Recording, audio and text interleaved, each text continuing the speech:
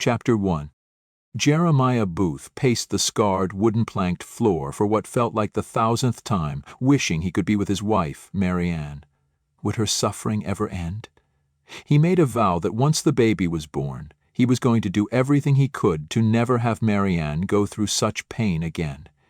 He could hear her muffled cries of pain, and he knew she was doing her best not to scream out for him. He wanted to go into the room and comfort Mary Ann and let her know he didn't care how loud she cried, but husbands weren't welcome in the birthing room. "Go take care of your animals," the midwife had told him a few hours ago. "When you get back, Mary Ann will have a new little one to show you." Jeremiah had taken care of his animals, mainly because it needed to be done, and it was something to do to pass the time. He even thoroughly cleaned the barn, which added an extra hour to his chores. But when he was finally finished and returned to the small log house, the baby still hadn't been born. He had been especially scared when the midwife requested that he fetch the doctor from town. Without asking any questions, he ran to the barn, quickly saddled his fastest horse, and rode into town, praying that the doctor would be home and not off helping someone else. He said a prayer of relief when the doctor answered the door. "Mrs. Emery is at my house with Mary Ann," Jeremiah had said breathlessly.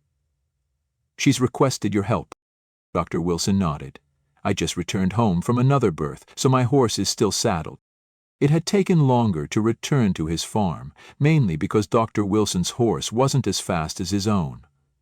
Once they arrived, Dr. Wilson immediately went to Mary Ann's side while Jeremiah took care of both horses. Then he returned to his pacing inside his house. Mary Ann had been in labor for over 24 hours, and he was starting to feel very scared.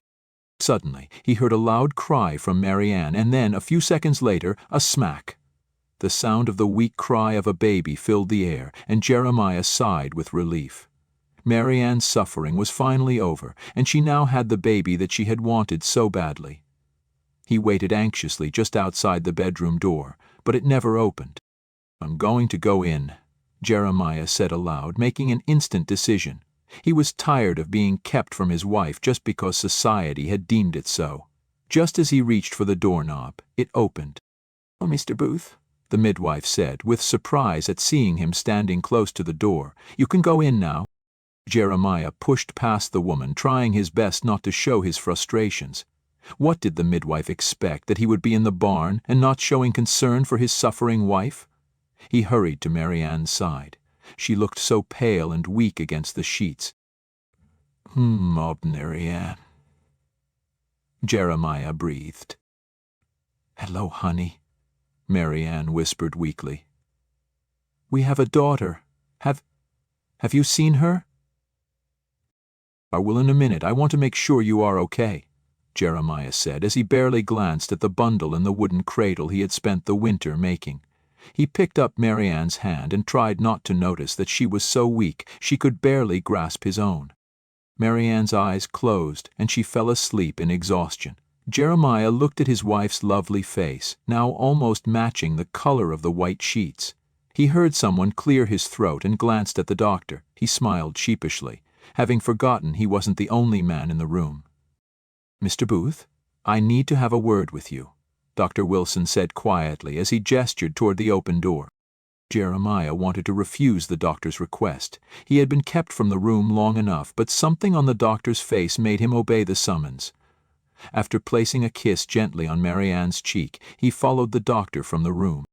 "Is everything okay with Mary Ann?" Jeremiah asked. "She looks so pale. She'll feel better after she rests, won't she?" When the doctor hesitated before speaking, Jeremiah's heart fell in his chest. There was something wrong. The birthing was difficult for Mrs. Booth. The baby was born breech, and she bled extensively after the birth. "What are you saying, Dr. Wilson?" Jeremiah demanded, as an intense fear clutched his chest. "Just spit it out." The doctor sighed. "She won't make it through the night. She lost too much blood, and I wasn't able to stop it completely." "What?" Jeremiah said, his voice rising in anger and desperation. "Are you saying—" Jeremiah instantly realized that the doctor was trying to gently tell him that Mary Ann was going to die. No, she can't die, she can't," Jeremiah muttered as he paced the room. "She's too young. I'm sorry, Mr. Booth." Dr. Wilson said sadly. "I will continue to do all I can, but I'm afraid—" He shook his head in regret and returned to the bedroom. Jeremiah stood in place.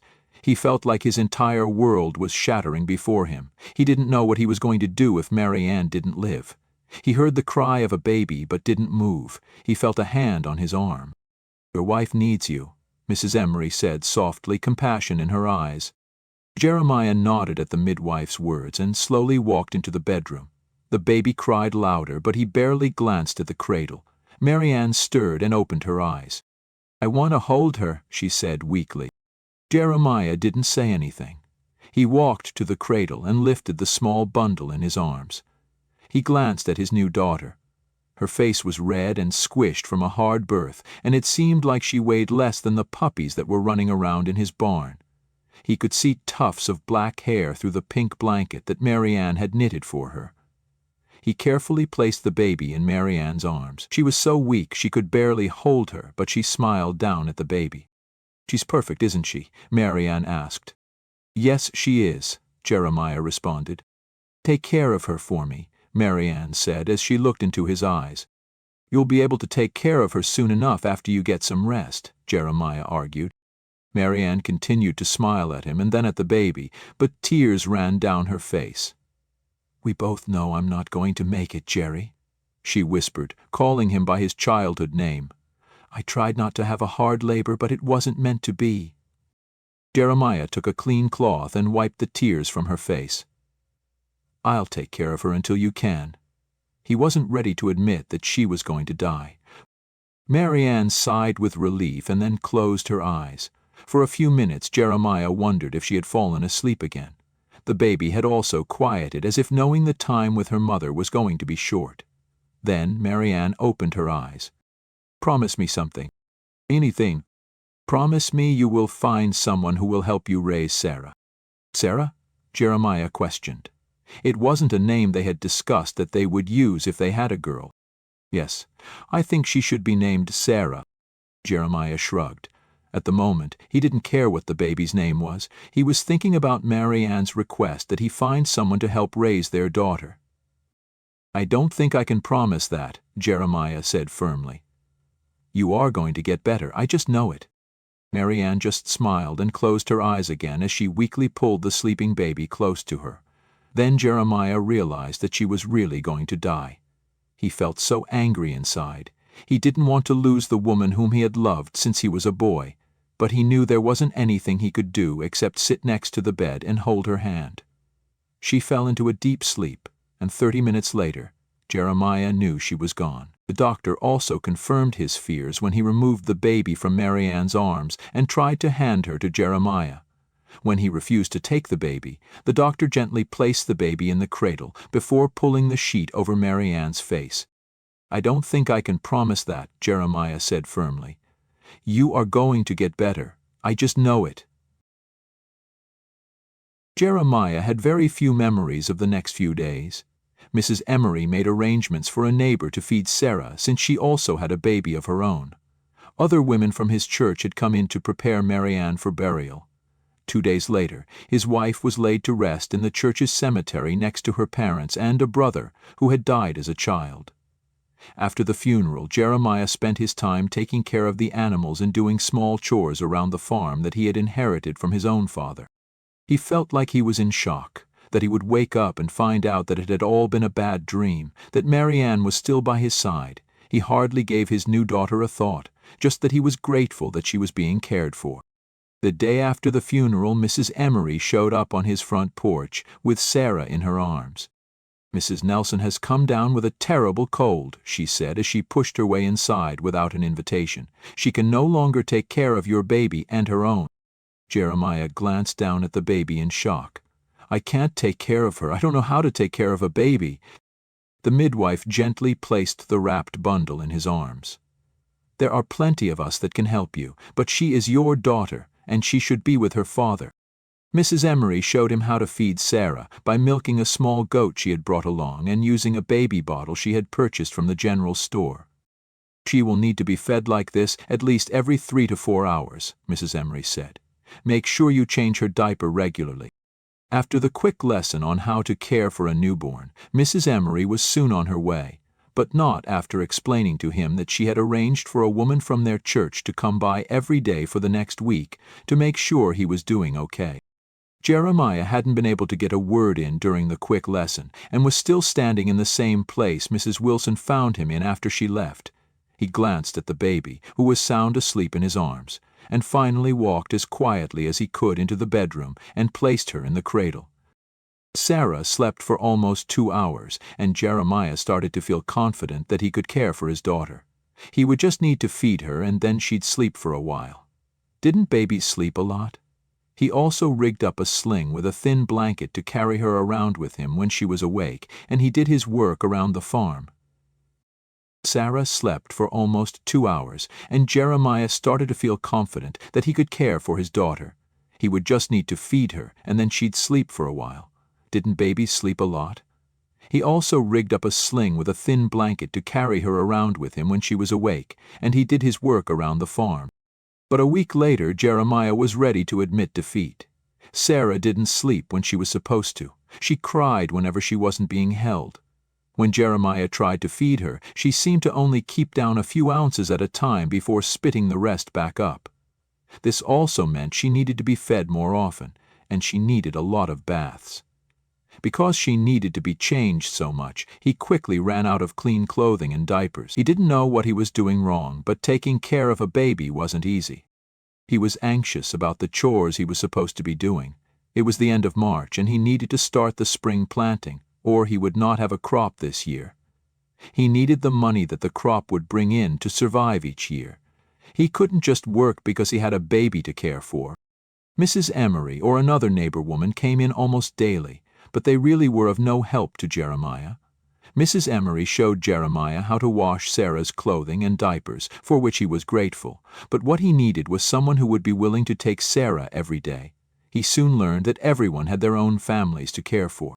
When Sarah was 2 weeks old, Jeremiah knew he needed to make some changes, and he started to think of alternatives.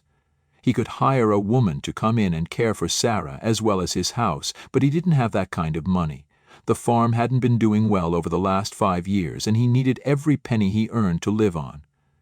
He could try to sell the farm. He didn't enjoy farming much anyway, and had stayed on after his father had died and left him the farm because it was expected of him, not because he enjoyed it. If he sold the farm, he could use the money to live on after he paid any expenses until he found a better job to support himself and Sarah, but he would still need to hire someone to help him with her while he was at work. The next day he packed up a small bag with diapers, a few dresses that Marianne had made for Sarah, and the pink blanket. He hitched up the wagon, and after making Sarah comfortable in a small basket, he made the half-day trip to Spring City, where the orphanage was located. As he drove, his heart felt very heavy. He knew that if Marianne was aware of what he was going to do, she would be disappointed in him, but he felt it was the only decision he could make. Things couldn't go on like they were. When he arrived at the orphanage, he quickly picked up Sarah and her bag and approached the large, heavy door before he changed his mind and went back home. After knocking on the door, a young boy opened it. "I need to talk to the person in charge," Jeremiah said as he tried not to stammer. The boy looked at him and then at the baby for a long moment before stepping aside. Jeremiah couldn't help but wonder what he was thinking. Mrs. Whiteland is in her office. She's the matron and is the one to talk to about giving up kids. Jeremiah gasped at the boy's matter-of-fact words. Obviously, when he saw Jeremiah at the door holding a baby, he had put 2 and 2 together. "I'm not giving her up," Jeremiah whispered to himself. "I'm just asking for help in caring for her for a few months." He followed the boy down a long hallway and waited while he knocked on a door. Jeremiah heard a faint, "Come in." The boy swung the door open. "A man is here to see you." A tall, slim woman was sitting behind a large desk. She stood as Jeremiah entered the room and the boy disappeared. "How can I help you today?" she asked after inviting Jeremiah to sit down. "My wife died in childbirth when Sarah was born," Jeremiah explained, and hoped that the older woman would understand what he was trying to say. "I own a farm and can't care for her. I need to get the crops in or I will lose the farm. I was wondering if I could leave her here until fall." Mrs. Whiteland frowned as she looked at the bundle in Jeremiah's arms. "Such a young one to be losing her mother," she murmured. "Are you sure you want to do this? You could hire someone to help you, or ask a neighbor for help." "You don't think I've tried that already?" Jeremiah growled with frustration. "No one who lives near me can take in another child, and I can't afford to hire help. I don't have any other choice." "This would be temporary?" Mrs. Whiteland stressed. "Yes, just until I can get the crops in. If I have a good crop, I should have enough money to hire someone to help care for her. Rarely take children in unless the parent signs a paper saying they don't want them." "I want her," Jeremiah argued. "I just can't care for a newborn right now."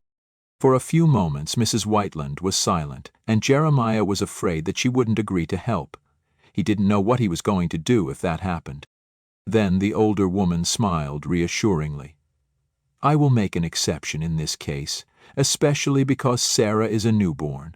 I know that babies need lots of care, and I understand how hard it has been for you." Jeremiah felt relieved. "Thanks for being willing to help. I promise I will come get her as soon as the last of my crops are taken care of, in the fall." Mrs. Whiteland had Jeremiah sign a paper stating that he understood that the orphanage would care for Sarah until he could come to get her in November. She made sure he understood that if he didn't come within 6 months, or after November passed, he would be automatically releasing custody of Sarah and she would be put up for adoption. Jeremiah was fine signing the papers stating that stipulation since he would be coming to get her long before the 6 months were up. After giving Sarah a soft kiss on her cheek, Mrs. Whiteland arranged for a young woman to take the baby away. As the woman walked away with Sarah in her arms, Jeremiah suddenly wanted to run after her and take his daughter back. He had a powerful impression that he might not see her again. Instead, he left the orphanage and climbed into his wagon. He was relieved that he had been able to leave Sarah at the orphanage. Mrs. Whiteland seemed kind and friendly. The few children he had seen looked clean and well cared for. He would work hard over the next few months, and as soon as he received the money from his wheat crop, he would come and get Sarah. "I promise she will only be here until fall," Jeremiah said aloud to his dead wife, as if she was sitting next to him. Chapter 2. On March 14, 1849, the same night that Sarah Booth was born, Katherine Lancaster squeezed her eyes as she waited for the pain to leave. After a few seconds, she relaxed against the sheets. The doctor took her hand in comfort. "You are doing fine, my dear," he said. "It shouldn't be long now." Katherine turned away from his kind eyes. She desperately wished she wasn't in labor right then, but not for obvious reasons. Her husband, Charles, hadn't been happy when she announced she was pregnant so soon after her forced marriage to him. Charles was older than she was, old enough to be her father. The last few years had been literally hell for her. Her father was a gambler who owed Charles quite a bit of money. He had offered Katherine to Charles in place of releasing him from the debt he owed, and Charles had accepted. Charles's own wife had died years before, and he liked the idea of having a young, beautiful wife at his side. What he didn't want was another child. When Katherine told him she was expecting, he had spent over a week yelling at her like it was her fault. How did he think she'd gotten pregnant in the first place? Charles had 2 other children, obviously from having relations with his late wife. His 2 children were now grown with families of their own, and Charles had no desire to start over, as he put it, even though he seemed just fine starting over with a wife younger than his own sons. "We'll see if you can carry this child to term," she remembered Charles saying in a tone that implied she might miscarry. "But if you do, you can't keep it." "What are you going to do?" Katherine had asked fearfully. "Find another family to take it," Charles had said as he walked out of the room, his way of saying the conversation was over. The good thing about getting pregnant was that Charles no longer came to her room at night. The sad thing, especially as the pregnancy progressed, was that she knew Charles would follow through with his words. She would not get to be a mother to this child. She had enjoyed every minute of her pregnancy, even the nausea and extreme food cravings. She loved feeling the baby move inside her. Charles treated her as if she was deformed or grotesque as she grew larger, but Katherine cherished every moment. When the labor pains finally started, she didn't tell anyone for hours, knowing that her life with this child was almost at its end. The housekeeper finally figured out that she was in labor and informed Charles. The doctor had arrived only a few hours before and she was already needing to push. "Just to relax," the doctor told her. "Things will go a lot quicker if you do." Katherine didn't want to relax, but the baby was born anyway, nature's way of letting her know she couldn't stop what she knew was going to happen. The doctor cleaned the baby up, telling her she had a beautiful daughter, and Katherine's heart quickened. "Maybe Charles will relent when he knows we have a girl," she thought hopefully. After all, his other children were boys. "I'll suggest we name her Sarah, after his mother." Katherine would have preferred to name the baby Ellen after her own mother, but was willing to do anything she could to keep her own child. She couldn't understand how a man could give up his own flesh and blood, no matter what the circumstances were. After the doctor left, Katherine waited for the inevitable visit from Charles, but he never came. Darkness fell and the housekeeper visited a few times, bringing in a meal and some warm blankets for the baby.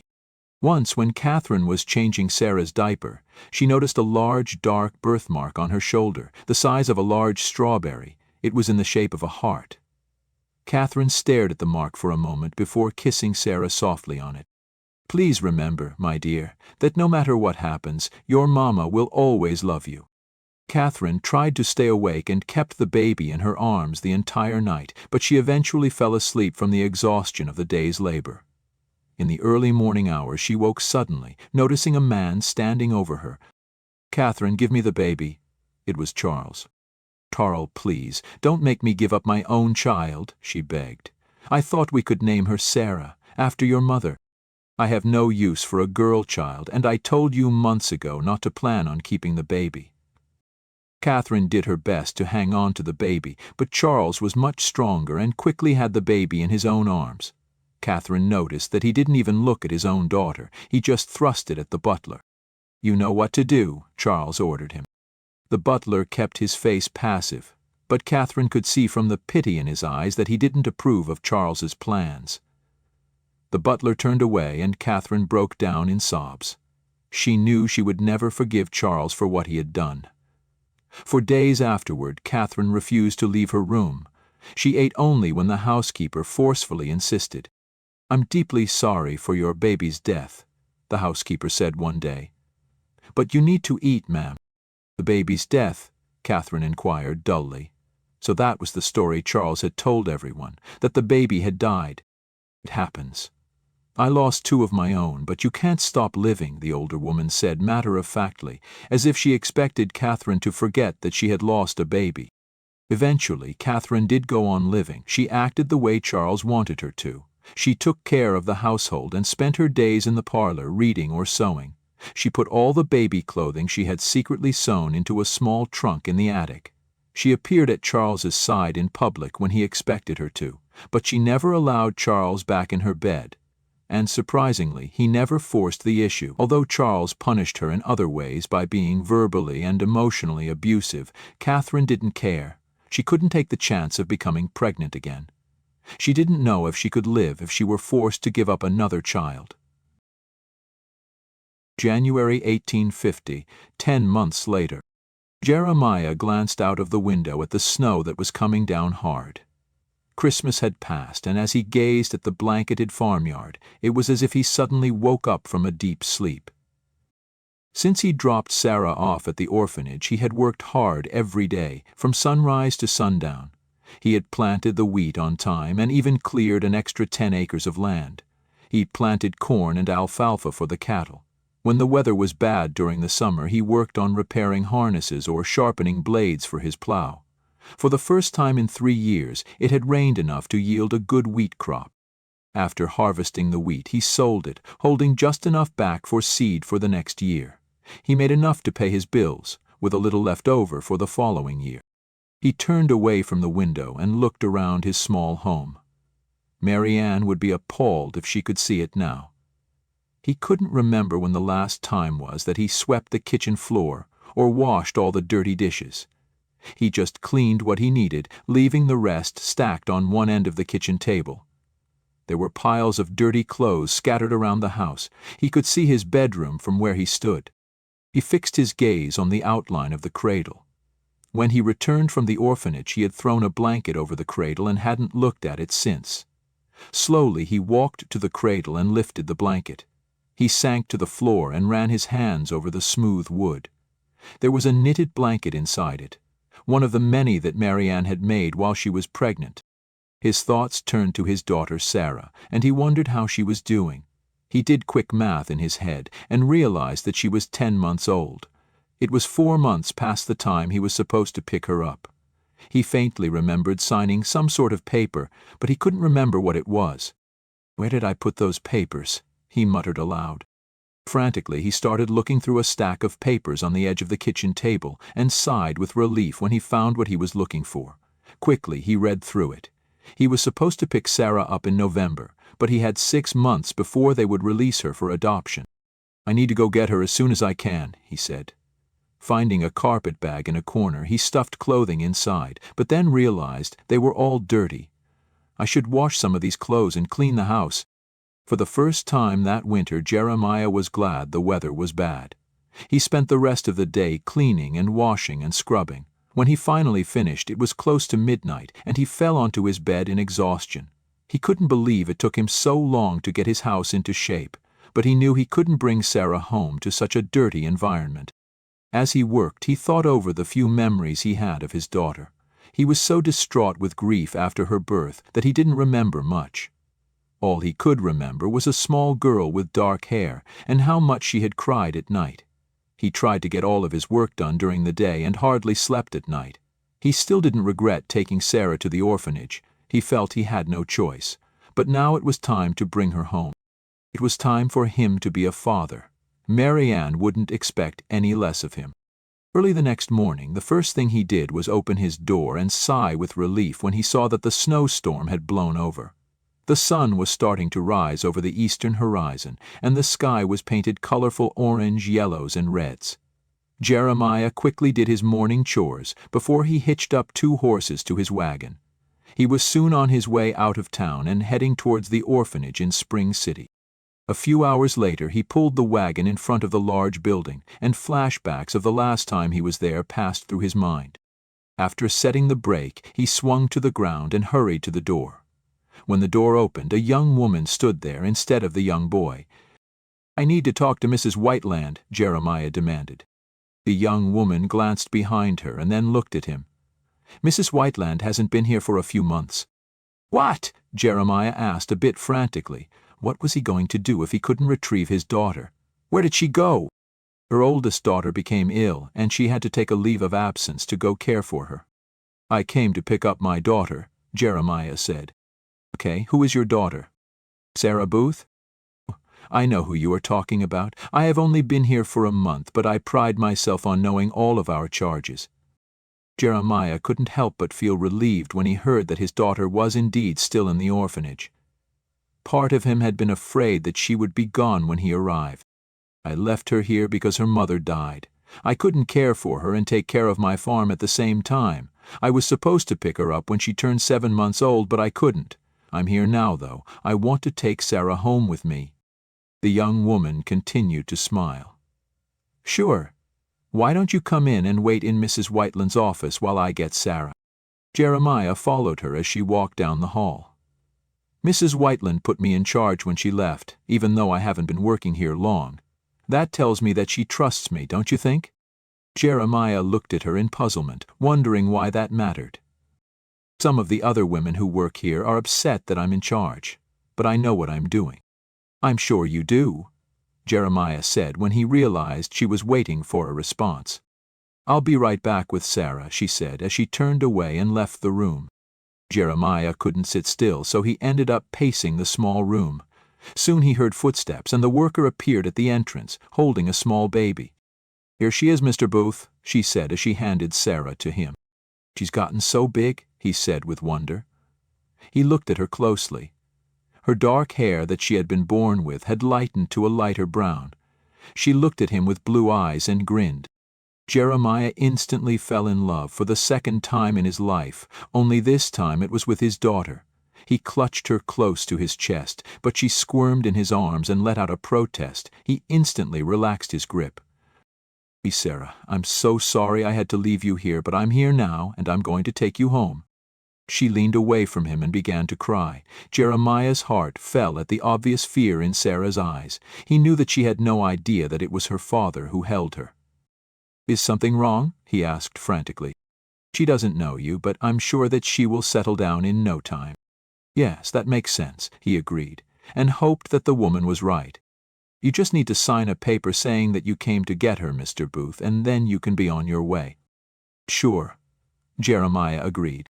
After signing the paper stating that he had picked up his daughter, he left the office, suddenly feeling a need to hurry to his farm. He still wasn't sure how he was going to take care of a baby along with his other responsibilities, but he also knew it would work out. Other single fathers had done it. He could too. He just wished he had figured this out 10 months ago. But he had Sarah with him now, and he vowed he would be the best father he could be. Sarah fussed for the first few miles at being taken from all that she was familiar with, but then she settled down as Jeremiah began to talk to her. "Look at the horses over there, Sarah," as he pointed to a nearby field. "Can you see the black one? He looks like a horse I have at home." Sarah settled against his chest as he continued to talk, pointing out all the new sights around them. He wondered if she had ever been taken out of the orphanage in her young life. Was this the first time she had seen horses and birds? She sat stiffly in his arms, but eventually settled against his chest. When they finally arrived home, he set Sarah down on the newly cleaned floor and went to put up the horses. He removed the horses from the wagon and began to lead them to their stalls. Halfway to the barn, he realized he shouldn't leave a baby alone in the house and ran back to get her. Sarah had started to cry when he left, but smiled when he returned, holding her arms up to him, a good sign that she was beginning to get used to him. Jeremiah picked her up, and she immediately stopped crying. He carried her to the barn, holding Sarah in one arm and using his other hand to lead the horses.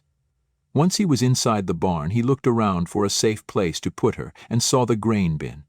He set Sarah inside on the layer of oats and quickly put each horse into their stalls.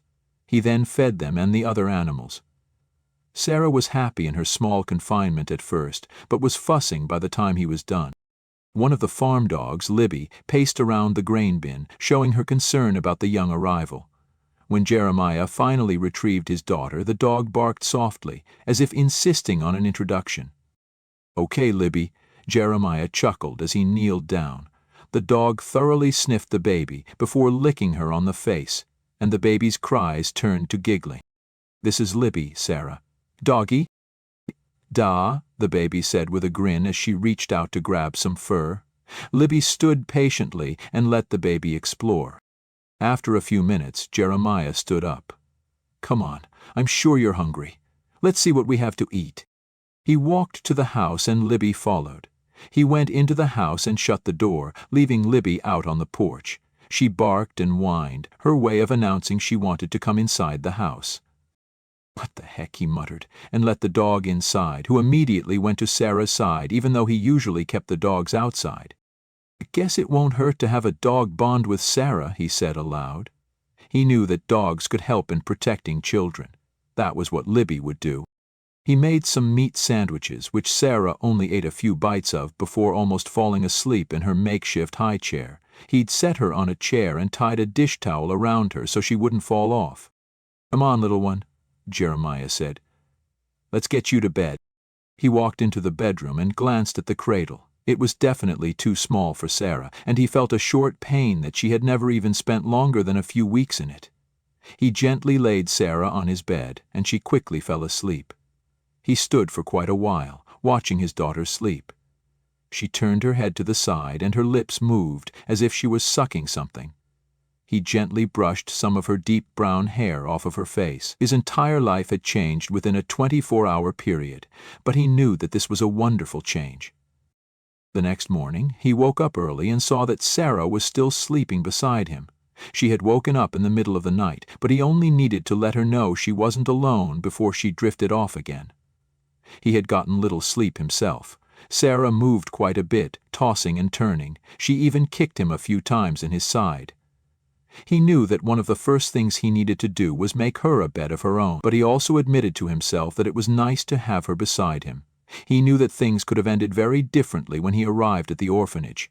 Since Mrs. Whiteland hadn't been there, it might have been hard to prove that he was Sarah's actual father. He was glad that the other woman had been so trusting and had taken him at his word. That morning Jeremiah had all the chores completed before Sarah woke.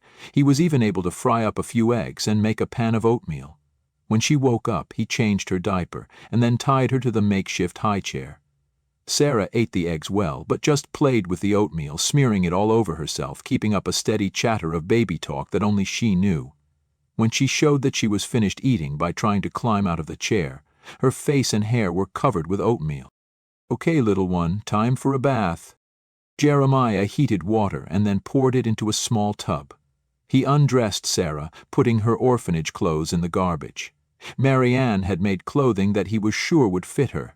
He remembered that she had shown him many varied sizes of baby dresses that could be worn during Sarah's first year of life. When he lifted the dirty dress over Sarah's head, his eyes fell on a strange mark on her right shoulder. "What's this?" he asked. Had she been injured at the orphanage? He looked at the mark closer and realized it was a birthmark, shaped like a heart. "I don't remember seeing this after you were born," he told the child. Sarah looked at him and grinned. Jeremiah sighed and put her in the water. At first she wasn't sure about having a bath, letting Jeremiah know she hadn't received very many of them, but after a few minutes she relaxed and started to splash in the water.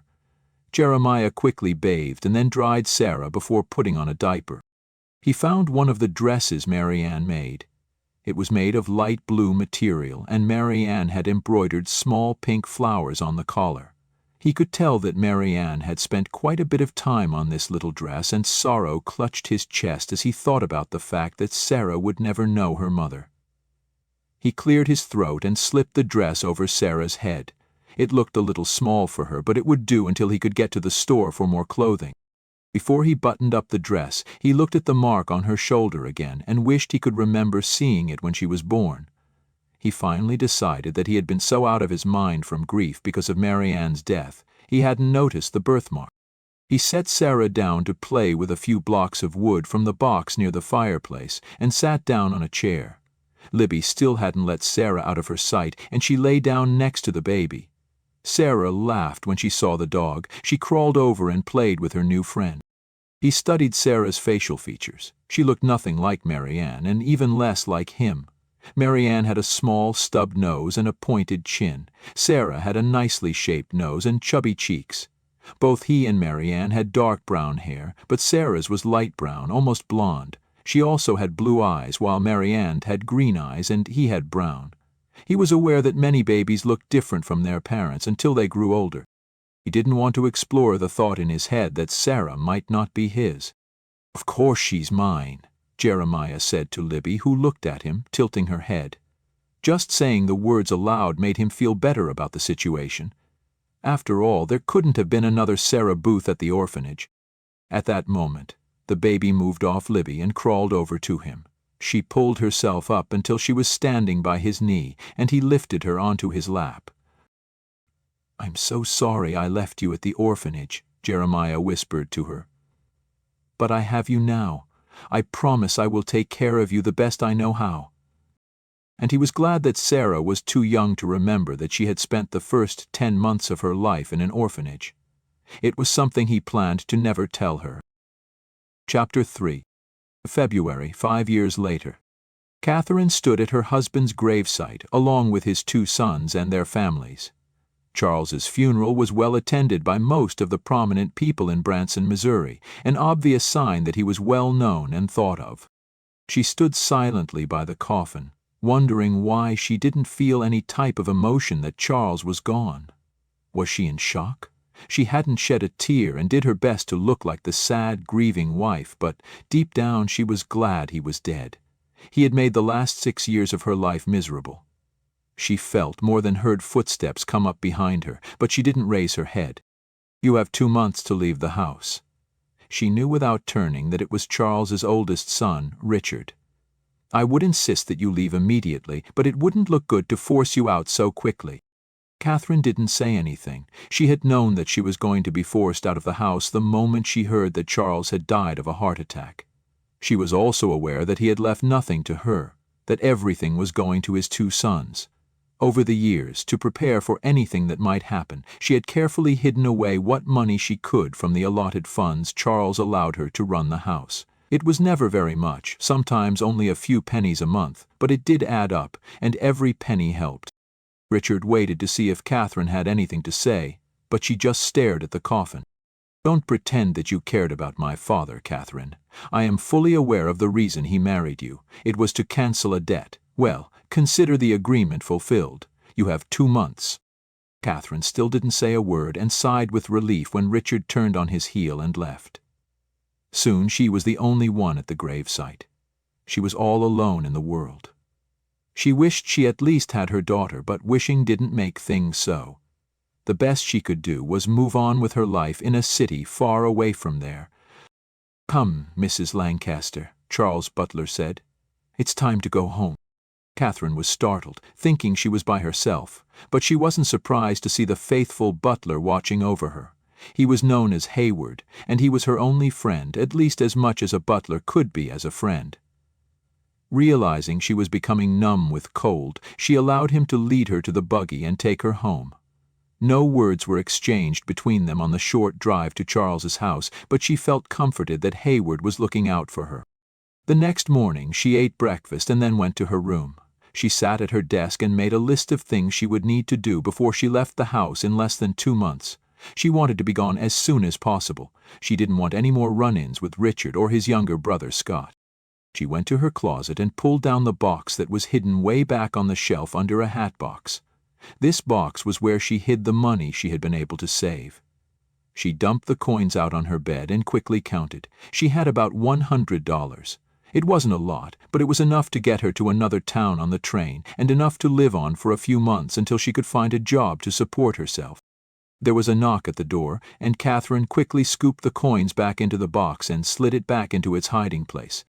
"Come in," she called, doing her best to sound calm. She didn't want anyone in the household to know about the money she'd saved. "Mrs. Lancaster, may I have a word with you?" It was Hayward. He stood at the doorway formally, but he had an intense look in his eyes, and Katherine wondered if he was aware of her plans of leaving as soon as possible. He always knew exactly what was going on in the household at all times, although she never could figure out how he did that. "Yes, I can meet you down in the parlor in about 10 minutes. "Very good," he said, gave her a short bow and left. Katherine sighed and finished getting ready for the day, putting on the ugly black dress she knew she would need to wear for the next year. Sometimes she hated social protocol, and she especially hated that she would have to wear black for so long in the memory of a husband whom she despised. When she arrived in the parlor, Hayward was already there. He had ordered tea and gave her a cup as soon as she sat down. After taking a sip, she recognized that it was her favorite, and she smiled at him in thanks. "What is it you want to talk to me about?" Hayward looked at the entryway of the parlor and then spoke to her softly. "I feel that I should give you some information about your daughter." At first, Katherine sat in her chair in shock, and then she tried to set the cup of tea down on the table, almost spilling it in the process before Hayward reached out and took the cup from her. "My daughter, what do you mean?" Hayward continued to talk quietly. "I'm sure you are aware that Mr. Lancaster gave me your baby, with the instructions to take her away." "Yes, Charles told me he had arranged for another family in a nearby city to take her, someone who couldn't have children of their own." It was something that comforted Katherine daily since the baby had been ripped from her arms. At least she was being cared for by someone who loved her. Hayward shook his head. "That was what Mr. Lancaster wanted you to believe. In actuality, he ordered me to deliver her to an orphanage in Spring City." "An orphanage? Oh no," Katherine breathed in shock. "Why would he do that? Did the family he found decide they didn't want her?" "Charles never found a family." Thoughts flew through Katherine's mind as she tried to process what Hayward was telling her. All she could think about was that her baby wasn't being raised by someone who loved her as she had always believed, but in an orphanage with many other children. She knew without asking that Charles hadn't ever intended to find a family to adopt her. "Where orphanage did you take her to?" she finally asked. Hayward smiled. "I took her to the orphanage on the south side of Spring City. I am telling you this because now that Charles is gone, you have a right to get your child and raise her. There is no one to stop you anymore." Katherine's eyes widened. That's right, I can do that. But would the orphanage allow me to take her? She wouldn't even know me. He was able to find the papers the orphanage gave me when I first brought her there. You can show them those papers, proving that you are her mother. If I came with you, since I was the one who delivered her to the orphanage, they'd allow you to take her. Can we go today to get her? Katherine asked eagerly. Of course, ma'am. I'll make the arrangements. We can be on our way in about an hour. Will that work for you? Yes, I'll be ready. Katherine watched as Hayward left the room. She was so grateful that she had him on her side. She knew he hadn't approved of what Charles had done. Almost no one knew of her pregnancy, so it was quite easy to hide the fact that a baby had been born, and the ones who had known were told that she had died a few hours after she was born. No one thought anything of it, especially because Charles had lost a few other babies when he was married to his first wife. An hour later, she told the housekeeper that she was going to do some shopping for the household and allowed Hayward to help her into the buggy that she always used for such errands. The butler stayed his formal self, not even talking about where they were headed. Springfield was only a few hours away, and Katherine was afraid to hope that this was going to all work out. What if her daughter wasn't there anymore? Hayward had told her that Charles had refused to sign any papers that said she could be adopted by another family, but she also knew things could happen in orphanages that were out of anyone's control. If it makes you feel any better, I have kept track of young Sarah, Hayward said, breaking into her thoughts as the buggy rattled along the dirt road. You have? Katherine asked eagerly. Tell me what you know. I have stopped at the orphanage about once a year or so. I haven't seen her, but I have inquired about how she is doing. When was the last time you went there? Right before Charles died. He had wanted me to come with him for that meeting with the bank in Spring City, remember? Katherine nodded, remembering that trip. She hadn't known why he was traveling to Spring City to talk to someone in banking, but she also hadn't cared. She was glad he was gone for the entire day. He had come home that evening not feeling well and died a few days later. After I dropped Charles off at the bank, I went over to the orphanage. She is still there and doing well. Katherine was speechless at Hayward's words. Tears formed in her eyes as she realized how much Hayward had done for her, quietly, without Charles ever knowing. I don't know what I can do to repay you for your kindness to me and to my daughter, she finally whispered, after accepting a handkerchief from Hayward. Just helping you reunite with Sarah is repayment enough. I'm so grateful for your help, Katherine told him sincerely. She knew that even if she had known about her daughter living in an orphanage, she wouldn't have been able to retrieve her without Hayward's help. The drive seemed to last forever, but finally they arrived at the orphanage. Hayward told the driver to stay put and that they would be back momentarily. He helped her out of the buggy and guided her to the door. Katherine was grateful for his support, otherwise she would have been a puddle at his feet. Come, it shouldn't take too long to convince Mrs. Whiteland that you are coming to collect Sarah. Katherine glanced at the envelope that Hayward had in his other hand, making sure those papers were still with them. She kept quiet as Hayward knocked on the door and waited while he formally let the woman know why they were there. She acted like she was calm and collected, when what she really wanted to do was run inside, find her daughter, and remove her from this building as soon as possible. The woman led them to Mrs. Whiteland's office and left them alone for only a few minutes before an older woman entered. Hello, Mr. Hayward, Mrs. Whiteland greeted him. It is good to see you again, although I am surprised to see you so soon after your last visit. I have brought Sarah's mother. Mrs. Whiteland glanced at Katherine with surprise, then compassion. It's nice to meet you, ma'am. I heard about your husband, and I'm sorry for your loss. Thank you, Katherine said automatically, and then took charge of the conversation. I'm sure you know that Charles instructed that my daughter be brought here soon after she was born. Yes, I'm aware that your husband didn't want to raise another child and sent Mr. Hayward here with your Sarah. I'm very grateful for the care she received here, but now I can take care of her. You will have no arguments from me. A child should be with their parents if at all possible. I have already sent for her and she should be here momentarily. The woman paused as if trying to decide what her next words should be. I do have something to discuss with you, though. Katherine's heart started to beat frantically at the woman's tone of voice.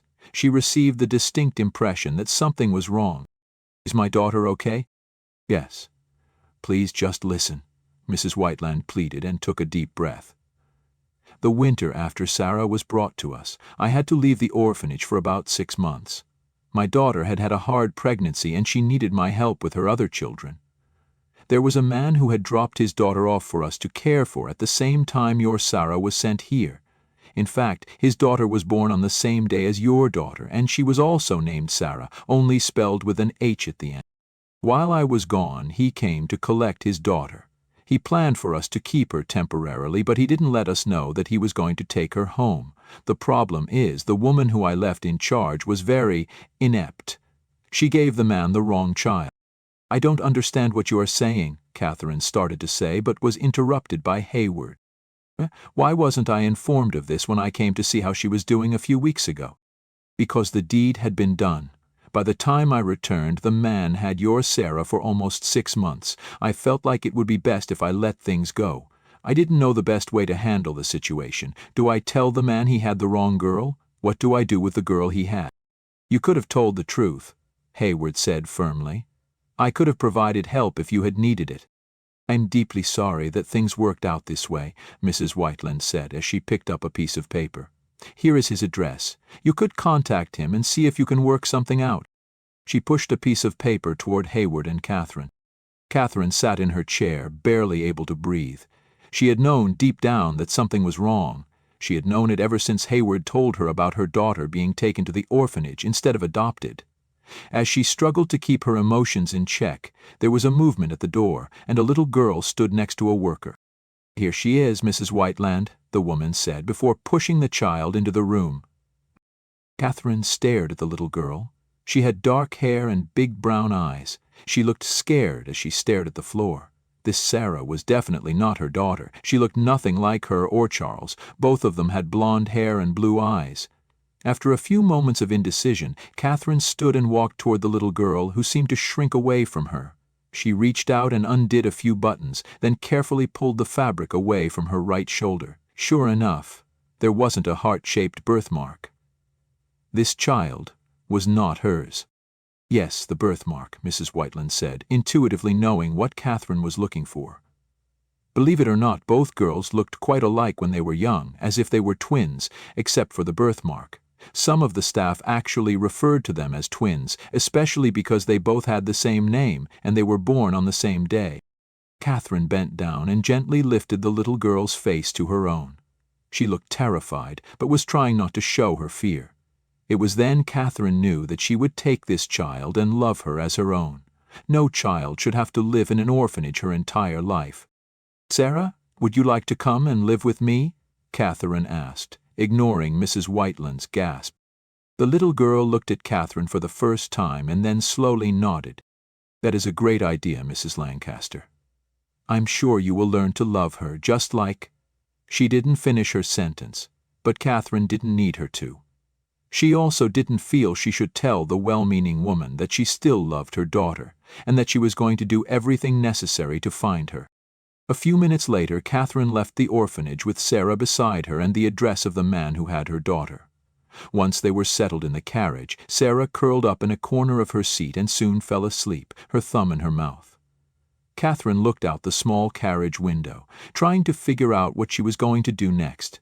She had been so excited when Hayward suggested they get her daughter, and now she was doing everything in her power not to let the tears of disappointment and anguish fall. She wondered if she would ever see her daughter again. Anger towards Charles filled her entire soul. What kind of man would make his wife give up his own child? She had often wondered if she should have fought harder to keep her daughter, but knew deep down there had been nothing she could have done to change Charles's mind. He had even taken her daughter in the middle of the night when Katherine was exhausted from the delivery. She knew he had done this on purpose to keep her from trying to stop him. After they had traveled a few miles, she looked at the sleeping child that shared their carriage. This Sarah needed a mother just like any orphan. She would treat this child as if she were her own, at least until she could contact her real father. Hayward cleared his throat. She looks like a sweet child. Katherine could only nod. It was a good thing that you took her, ma'am. Katherine nodded again. What are you going to do now? He asked. I'm going to write to her father when we get home, and then we'll see what happens. I also would like to change her name. I just don't see how I can call her a name that is linked to Charles. Hayward nodded, as usual, showing no emotion on his face about her comment. "What are you going to call her?" "I wanted to name my baby Ellen." "Ellen is a fine name," he responded with a slight smile. Katherine sat back, feeling a peace spread over her for the first time in many years. She had less than 2 months to make other arrangements for both her and Ellen. She didn't know what she was going to do to support them both, but she was determined to be out of the house as soon as possible. She was through being beholden to Charles's family. It was time to take over her own life.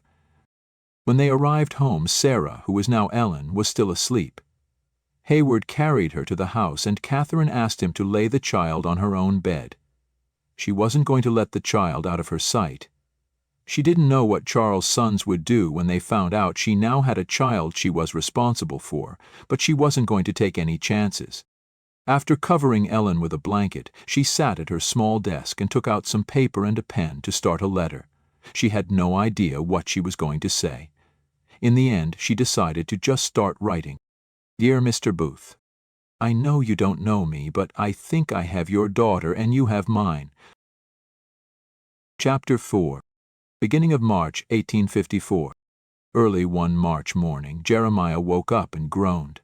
He had a long day ahead of him. He wanted to get his usual morning chores done before Sarah woke up.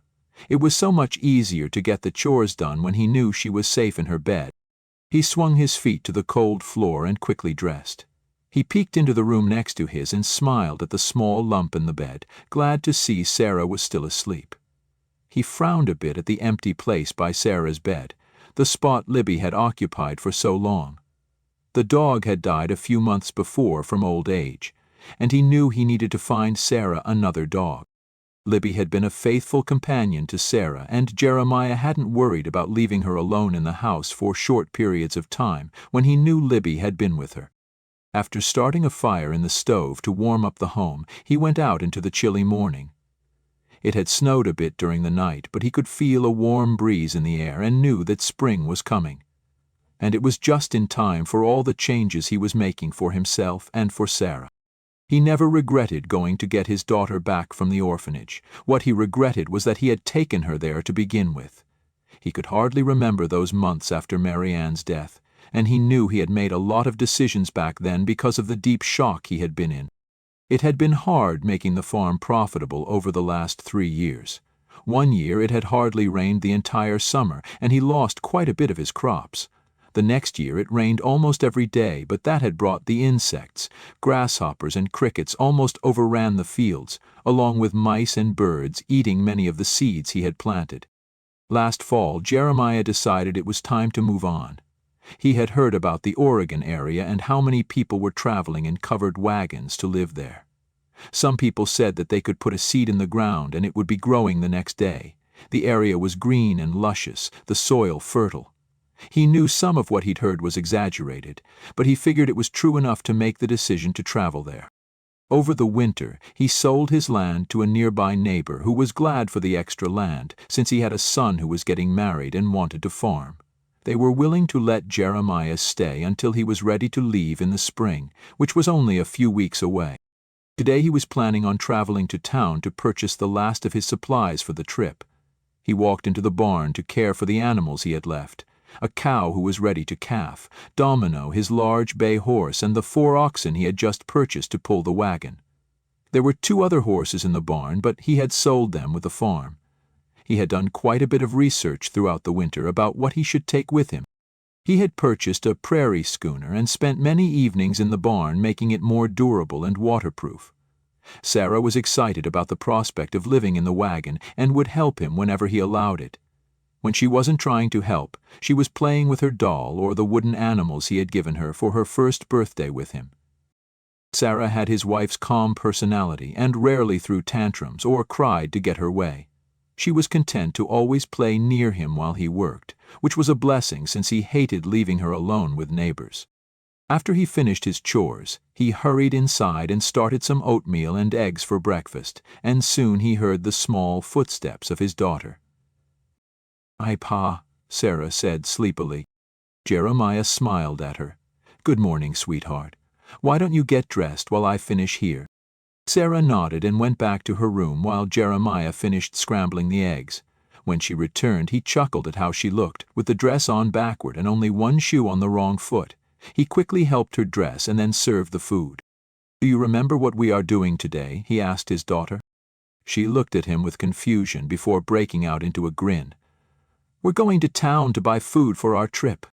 "Yep, we sure are, so hurry and finish eating. I'll go hitch the horses to the wagon." "Okay, Pa," she agreed as she took a big bite of oatmeal. Less than an hour later, Jeremiah and Sarah were on their way to the nearest town. He hoped everything that he had ordered for his trip would be at the store. He didn't want to make another trip for a large load. The town was an hour away, but Sarah chatted the entire time, making the trip go by quickly. Jeremiah loved hearing his daughter talk, and she talked about anything that came to her mind. The kittens that were just born in the barn, the insects buzzing around, the birds flying in the distance. She had many questions about their coming trip, and Jeremiah could tell she was extremely excited to be able to sleep in the wagon and move to a new house. Once they arrived in town, Jeremiah parked the wagon in front of the general store. After securing the brake, he jumped to the ground and then helped Sarah down. Taking her hand, they walked into the store. "Hello, Mr. Booth." The owner of the store, Mr. Taylor, greeted him from behind the counter. Sarah dropped his hand and ran to the counter with a huge, expectant grin. "Hi, Mr. Taylor." Mr. Taylor looked at her, his smile equally matching hers. "Hello, little one. I bet I know what you want." "Licorice," Sarah said with a giggle. "You're in luck. I just got a new batch of licorice just yesterday." Jeremiah watched as Mr. Taylor opened a candy jar and pulled out a stick of red licorice and handed it to Sarah. "Thanks, Mr. Taylor," Sarah said politely before taking a big bite of her treat. "Since you got a delivery, do I dare hope the items I ordered have come in?" Jeremiah asked. "Sure did. I put all the things you ordered in the back room. I'll get David to come to help you load it," Mr. Taylor offered, talking about his son. "Thanks, I appreciate it. I have a few more things to purchase," Jeremiah said as he handed Mr. Taylor a short list. Mr. Taylor looked down at the list and then back at Jeremiah. "Are you sure you want to head off to Oregon?" "Yep. I think it's going to be a good move for us. We'll sure miss you." "I'll miss everyone too. After all, I grew up here, but we are looking forward to getting on the trail, aren't we, sweetheart?" Jeremiah looked down at his daughter. "Yes." Sarah looked up at Mr. Taylor, excitement in her eyes. "I get to sleep in a wagon every night, and we get to cook our food over a fire. I almost forgot. The mail came this morning, and there's a letter for you." Mr. Taylor bent down to grab something from under the counter, and then handed Jeremiah an envelope. Jeremiah took the letter and looked at it in confusion. It looked like the letter came from Bronson. From what he could remember, he didn't know anyone from that city. "Who's it from, Pa?" Sarah asked, as she jumped up and down, trying to see the envelope. "I'm not sure, sweetheart." Jeremiah shoved the letter into the pocket of his pants, determined to read it later. "We better get the wagon loaded. Do you want to help?" Sarah agreed, and between the two of them, along with David's help, all the supplies were soon loaded on his wagon. The last thing he did was arrange for Mr. Taylor to tuck in a small sack of licorice for Sarah. He knew that once they were on the trail for a few days, the newness was going to wear off for Sarah, and a licorice stick would be a delightful surprise. Once they were back at the farm, Jeremiah spent the rest of the morning unloading the wagon, putting most of it in the barn. Sarah was surprisingly helpful, chatting as they worked. After lunch, he stayed busy cleaning up old sticks and weeds around the farm. Even though he no longer owned the farm, he wanted to leave it in as decent shape as he could. Later that evening, after Sarah was in bed, he sat down in his favorite chair to read and heard some crinkling coming from his pants pocket. That was when he remembered the letter. He pulled it out and quickly opened it. "Dear Mr. Booth, I know you don't know me, but I think I have your daughter and you have mine. 5 years ago, I was forced to give up my baby girl, and she was taken to the orphanage in Spring City. My husband died a few weeks ago, and so I went to get my daughter. The matron, Mrs. Whiteland, regretfully told me that both of our daughters were placed in the orphanage within the same month. They also had other things in common. They were born on the same day and have the same name, Sarah. Although my baby's name was spelled Sarah and yours was spelled Sarah, Mrs. Whiteland also told me that they looked alike as babies. I understand that you returned for your daughter and Mrs. Whiteland wasn't there. The assistant gave you my Sarah, thinking she was yours. I agreed to take your Sarah in my care with the idea that I would contact you and arrange to switch them to the rightful parent. I know this sounds strange, but I do have proof that you have my daughter. She was born with a birthmark in the shape of a heart on her right shoulder. Does this sound familiar? I'm willing to meet you halfway between my town and yours, or even come to your farm so we can work this out. I am looking forward to your quick response to this matter. Sincerely, Mrs. Katherine Lancaster. P.S. For your information, I have decided to call your Sarah, Ellen. When Jeremiah had finished the letter, he was shocked. He couldn't believe what he had just read. He forced himself to read it again and was tempted to tear it up into small pieces and throw it in the stove to be burned. This lady was crazy. There was no way that Sarah wasn't his daughter. He put the letter back in the envelope and set it high on a shelf. Out of sight, out of mind, he thought to himself. But as he finished his work throughout the rest of the evening, he couldn't get the letter out of his mind. A few thoughts went through his head as he worked, like how Sarah had blue eyes and blonde hair, and he and Mary Ann had deep brown hair and dark eyes. And the birthmark on her shoulder. He couldn't remember if she'd had that when she was born, but he had been so wrapped up in his grief with Mary Ann's death, he wouldn't have noticed it anyway. And Sarah was outgoing. She wasn't afraid to talk to anyone and never met a stranger. She would talk to anyone who was willing to listen, the total opposite of Mary Ann and himself. Mary Ann had been quite shy as a child and quiet as an adult, and Jeremiah hated being around a lot of people, preferring to spend quiet evenings at home on his farm. Throughout the rest of the evening and the next day, he went back and forth as to how he could prove Sarah was his daughter, but the few things that were different terrified him. He knew he could just ignore Katherine's letter. After all, he would be gone, heading to Oregon in less than a month with Sarah. From what he could gather, reading between the lines of Katherine's letter, she didn't have very much money, so she wouldn't be able to find them once they left, especially if he didn't leave any way for him to be contacted. At dinner time, he quickly made bacon sandwiches for Sarah. She chattered about their upcoming trip, letting her father know for the 100th time how excited she was. Jeremiah had a tough time focusing on his daughter until she planted herself right in front of his face and placed both hands on his face. "Pa," she said sternly, "you haven't answered my question, and it's important." Jeremiah closed his eyes for a moment. "I'm sorry, honey. I just have a lot on my mind. What is your question?" "I want to know if I can take my 2 dolls and all of my books. You will have your own trunk with your clothes in it. If you can fit your 2 dolls and 5 books in your trunk, you can take them." "Good, because Josie and Lucy will miss me if I have to leave them behind. I love both of them.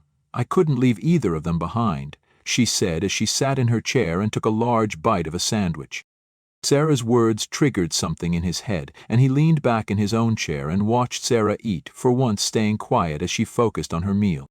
If Sarah was his daughter, no matter what, but what if Katherine was right? What if their daughters had been switched? He deeply loved Sarah, but the thought of the possibility of the other girl being the child that Mary Ann had given birth to, he couldn't just leave that thought alone. He needed to find out if what Katherine was suggesting was true. After dinner was over and the dishes were finished, Sarah and Jeremiah spent the evening in their small living room. Sarah played with her dolls while Jeremiah pulled out his list of things he needed to still purchase for their trip. While he worked, an idea formed in his head, and as he thought about it, he knew exactly how he was going to handle the letter he'd just received. Setting his lists aside, he took a clean piece of paper and started a letter to Katherine. One thing he wanted to know: why did she change the child's name to Ellen? "Dear Mrs. Lancaster, I have to admit that when I read your letter, I at first didn't believe your claim that we have each other's daughters. But as I think about the situation, I think you might be right. I have no desire to give up Sarah. She is my daughter. I have raised her for over 4 years now. Having said that, I have to wonder about the child you have in your care. I know you have only had her in your home for a short time, but I am assuming that you have learned to love her like I love Sarah. This situation was not of our doing, but I have a solution that might benefit both of us, along with our daughters. I have been preparing all winter to leave for Oregon. I want to claim land there to farm. I've already sold the small farm I inherited from my father. I am to be leaving in less than a month. I understand that you are a widow, although I'm not sure what your circumstances are. I would like to propose a solution that might benefit both of us, along with Sarah and Ellen. I am offering a marriage of convenience. You and Ellen can come to Oregon with Sarah and me. Please don't worry about finances or supplies. Just bring what you think you will need for a new life in Oregon. I will provide the rest for all of us. This solution should solve the problem of who will raise Sarah and Ellen. I have no desire to give up Sarah, but I want to be part of Ellen's life. I am assuming that you feel the same. I do have one question. Why did you change her name to Ellen? I am planning to leave on April 3rd to Independence, Missouri, where we will join a wagon train that I've already signed up with, that is heading to Oregon. We will be in Independence for about a week before the wagon train leaves. Please respond to this letter as soon as possible. I am enclosing enough funds for you and Ellen to travel to us. Sincerely yours, Jeremiah Booth. After addressing the envelope and sealing it, he felt good about this plan. He didn't know what he would do if Katherine didn't agree, but he decided he would deal with that problem if it became one. He was prepared to travel to Branson to meet Katherine and work something out with their daughters, even if it meant his travels to Oregon would need to be put off. He hoped he wouldn't have to travel to Branson instead of Oregon, but he knew he couldn't leave Ellen behind. He hoped Katherine would feel the same about Sarah. Since the farm was already sold, he didn't have anywhere he could go to support a family. He needed to go to Oregon, and he only hoped that Katherine would agree. They could raise both of their daughters together. But he would make sure that the marriage stayed platonic. Even though it had been 5 years since Mary Ann died, her death had been traumatic for him. She went into labor, and a few hours later she was gone. It was like he blinked and she was in his life, and then she wasn't. He still deeply loved her and had no desire to take a chance at love again. But he would care for Katherine and both girls. They wouldn't want for anything. Chapter 5. A week after Katherine mailed her letter, her housekeeper handed her an envelope. She instinctively knew who it was from. She did her best to act nonchalant, not wanting to tip the housekeeper off that she had written Ellen's father. "Would you like to take your tea in this room today, ma'am?" Mrs. Ferris asked. "That will be nice, thank you," Katherine agreed, setting the letter aside to show she wasn't concerned about it. Mrs. Ferris glanced at Ellen, who was playing quietly with a doll Katherine had given her, and then left the room. She waited until she no longer heard footsteps and then picked up the letter. Before she opened it, she watched Ellen as she took the dress off the doll, set it aside, and started to put another dress on. Her tongue stuck out a little bit between her teeth, showing her intense concentration, and Katherine couldn't help but smile. She'd only had Ellen for a little over a week, but she'd already fallen in love with her. Ellen had a sweet personality and was also quiet, although Katherine felt that was because she was still getting used to her new surroundings. When Hayward and Katherine returned from the orphanage, she made sure the entire household knew Ellen was the girl Charles had forced her to give up. A few of the household help had been shocked that Ellen was alive and hadn't died like Charles had wanted them to believe. The only person who knew the truth, that Ellen wasn't really her daughter, was Hayward, and Katherine knew he wouldn't tell a soul. She loved having a child in her life. Making plans to care for her had lifted her spirits. Although she still didn't know what she was going to do to support them, she knew she'd do anything to keep Ellen with her. Ellen had added so much to her life. Just as she opened the letter, Mrs. Ferris came into the room. "Mr. Lancaster is here to see you," the housekeeper said. Katherine sighed. She knew without Mrs. Ferris telling her that it was Richard. She had been expecting him since Charles's funeral. Part of her wanted to instruct Mrs. Ferris to tell Richard that she was indisposed, but she knew that eventually she'd need to talk to him, and she might as well get it over with. "Please tell him I'll talk with him in the front parlor," Katherine requested as she looked at Ellen, who didn't show concern with the housekeeper's words. "I'll send a maid in to keep an eye on the child," Mrs. Ferris offered. Katherine nodded her agreement. She didn't want Richard to know about Ellen right away. A few minutes later, a maid appeared, and Katherine made her way to the parlor. When she arrived, she stopped at the doorway and watched Richard for a moment. He looked so much like a younger version of Charles that her heart beat madly in fear before settling down again. She took a deep breath.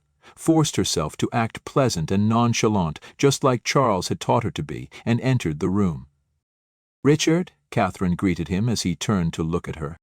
"Katherine," he said, a frown on his face. "What can I do for you?" "I am here to take an inventory of the contents of my father's home.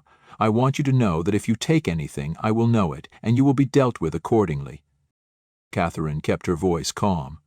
"I have no intention of taking anything that isn't mine." One of Richard's men that worked for him entered the room. Richard gave the man a book before dismissing him, and Katherine knew that the list of what Charles had owned was in that book. "I have heard that you have retrieved your child from the orphanage." Katherine didn't say anything, but her heart dropped. She knew that there were servants in the household that worked for Richard and reported to him what was going on that involved her. She had hoped Richard wouldn't know of Ellen's existence for at least a few more days. She also hoped Richard wouldn't try to force her to give the child up again. Richard read her mind. "Don't worry, I have no desire to send her back. She is welcome to live here until you leave, but she is to go with you. Neither of you will receive any support or funds when the 2 months are up." Katherine sighed with relief. "I don't expect you to support either of us." Richard stared at her for a moment before moving to leave the room. "We will not do an inventory of your rooms until you leave, but again I am warning you to not take anything that isn't yours, and keep her out of my sight," were his last words. Katherine hurried to her own rooms, perfectly happy to keep Ellen away from Richard. After letting the maid leave and locking the door, she sat in a chair near Ellen. She leaned back against the chair and closed her eyes. She had a sudden desire to leave as soon as possible, for she knew that even though Richard had given her 2 months, he was going to harass her until she left. She also wanted to be gone before he had time to think about the fact that Ellen was his half-sister. Well, actually the child Jeremiah had was his half-sister, but she didn't want Richard to know that fact, for she knew that if he wanted to, he could ruin Jeremiah's life, as well as Sarah's. She heard heavy footsteps walk past her door, and she held her breath before they faded away down the hall. She picked up the letter she had dropped onto her writing desk and opened it. It was time to see what Jeremiah's reaction was going to be when he found out that they had each other's daughters. Katherine had to read the letter 3 times before she understood what Jeremiah wanted, but she still couldn't believe it. He wanted her to travel with him to Oregon with Sarah. "If he thinks I'm going to Oregon, then he's crazy," she said aloud. Ellen looked up at her and smiled before turning her attention to the doll. Katherine put the letter back in the envelope and hid it in her desk. She paced back and forth, trying to figure out what to do. The way Jeremiah had written the letter, she could tell he was expecting her to jump at the opportunity. Was he going to be another Charles, a man who told women what to do, with the thought that females weren't capable of making their own decisions? But as the afternoon came and went, Katherine eventually knew that she didn't really have an option. She didn't have a way to support Ellen. She had no skills to which she could find a job. All she knew how to do was be a hostess at fancy parties, do some embroidery and crochet. She also desperately wanted to see her Sarah.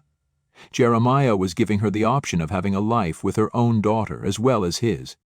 The next morning, while she was enjoying a simple breakfast with Ellen, Hayward entered the dining room and cleared his throat. It was his usual sign that he had something to say, but he was too much of a professional to talk until Katherine gave permission.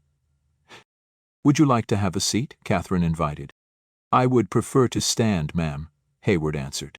Katherine tried not to sound frustrated. "Please sit. I think that you have helped me enough that you don't always need to be so formal around me."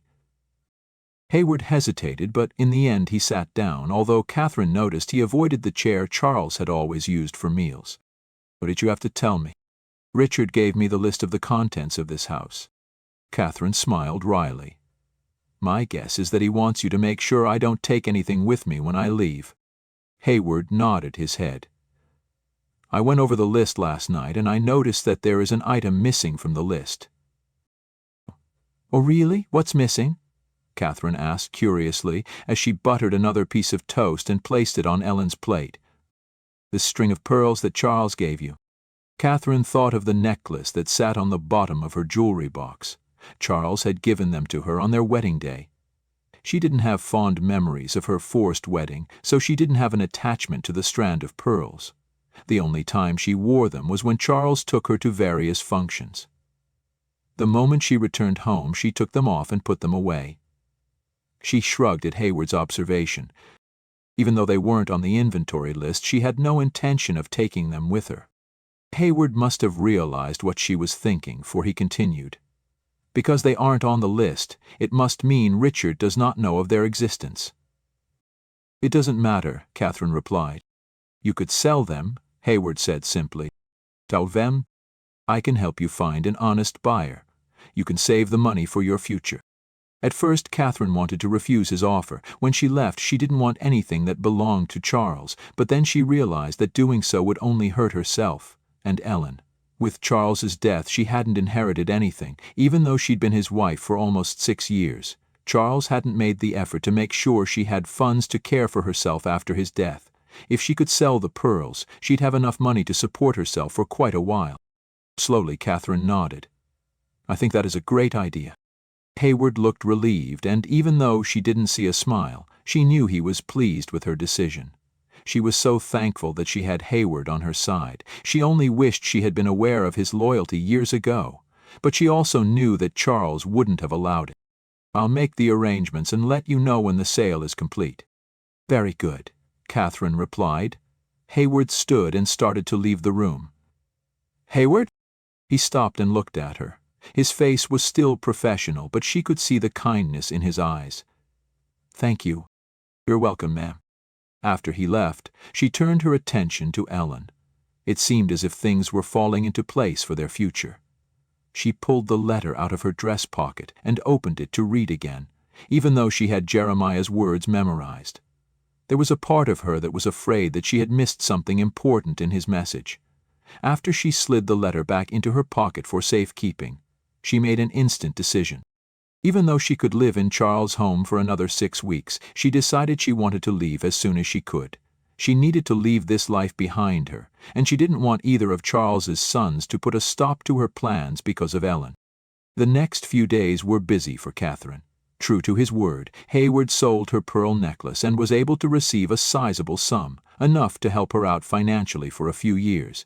Jeremiah had informed her that she didn't need to purchase any supplies, but she would at least offer some of the money. She sent a letter to Jeremiah, letting him know she accepted his offer of marriage, and that she would send him a telegram when she knew of the exact date she would be arriving. She kept the letter short, wanting to answer the questions that he'd asked in his message after she met him.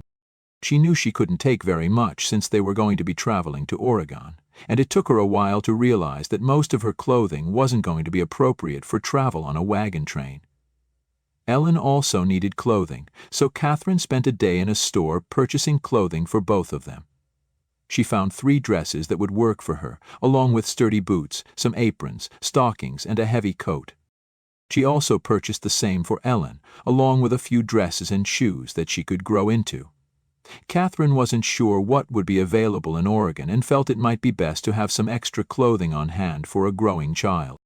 She asked Hayward to find her a small trunk and pack their newly purchased clothing. She added a leather-bound journal, along with pen and ink. She allowed Ellen to choose a few books that she'd already laid claim to, along with the doll Katherine bought for her, and those were also packed. The last thing she laid in the trunk was a baby quilt she'd made for her baby while she was expecting, hoping that she'd be able to use it. When her baby had been taken by Charles and given to Hayward, the quilt was left behind. Even though neither girl could use the quilt since it was so small, she wanted to bring it along. One of the last things she did was sew the money Hayward had given her from the sale of the pearls, along with the few coins she'd saved from the household expenses, into the lining of the trunk for safekeeping. When she finally closed the trunk, she found it ironic that after living so many years in a large mansion, all that she owned could fit into a small trunk. Chapter 6.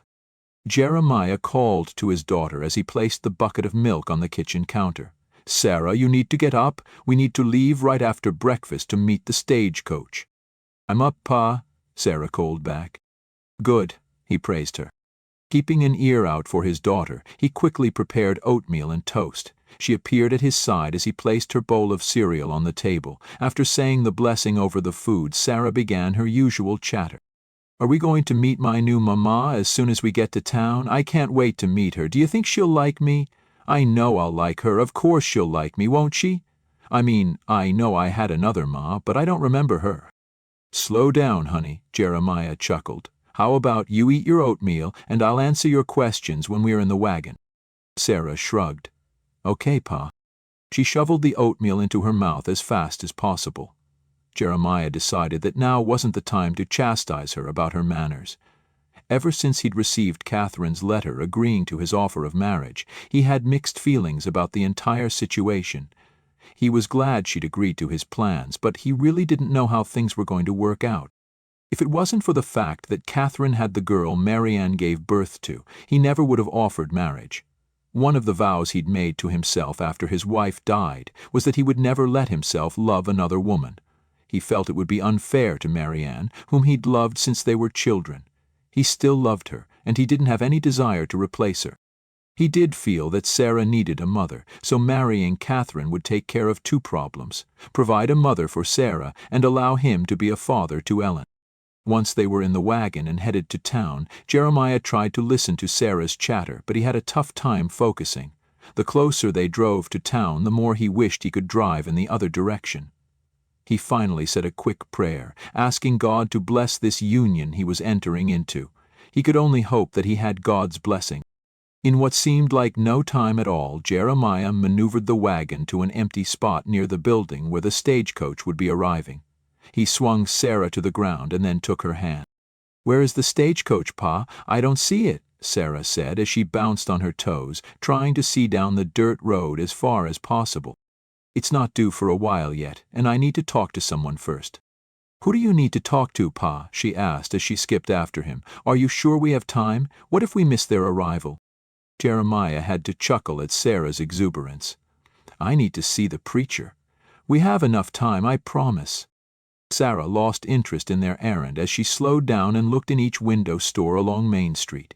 Mr. Beckett's home was only a few blocks away from the stagecoach station. When they arrived, he knocked on the door.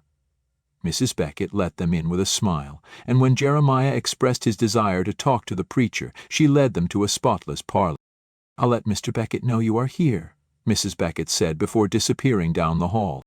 Jeremiah didn't want to sit down on the fancy furniture because of his dirty pants, so he remained standing. He watched as Sarah made her way around the room, looking at all the knickknacks that had been strategically placed. She reached out to touch a China woman figurine, but Jeremiah stopped her. "Sarah, you may look, but don't touch." "Oh, Pa, she is so pretty." Jeremiah heard a chuckle behind him, and he turned as Mr. Beckett entered the room. "That particular China woman came all the way from Europe," he told Sarah.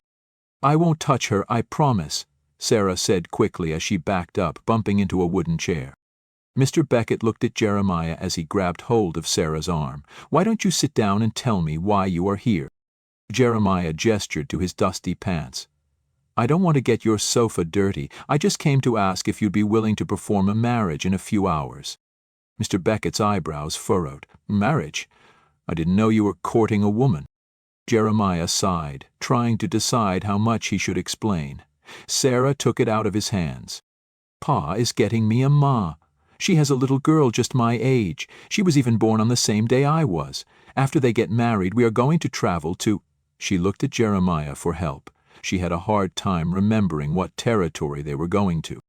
"Oregon," Jeremiah said. Sarah nodded decisively. "Oregon. It's going to take weeks and weeks, but when we get there, Pa will build us a new home, and we are going to raise cows, chickens, and pigs." Mr. Beckett smiled. "That sounds exciting." Even though he spoke to Sarah, he looked at Jeremiah with a question in his eyes. "What Sarah said is true. The situation is a bit complicated.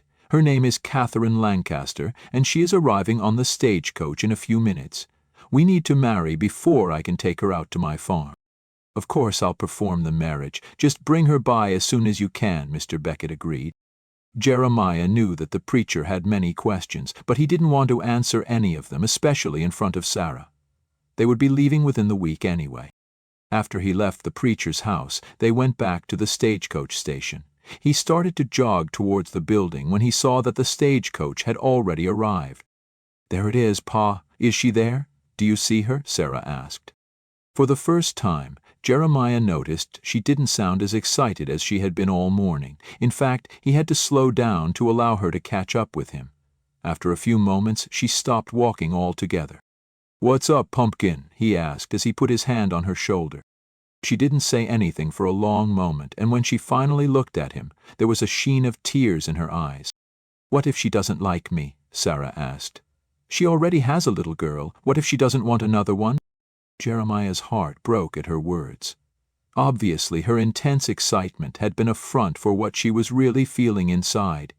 He bent down on his knees and gathered her into his arms. After a few minutes of sobbing, he handed her his handkerchief. She dried her eyes, but she still wouldn't look at him. "Sarah, I don't know much about what our future's going to be. Traveling to Oregon isn't going to be easy, but I can promise you this. Your new ma is going to love you." "How do you know? She hasn't even met me." Jeremiah knew that Sarah was too young to understand why she'd even been in the orphanage in the first place, and she definitely would not understand why Katherine was her real mother. That was a conversation he'd have with her when she was older. "I just know she will."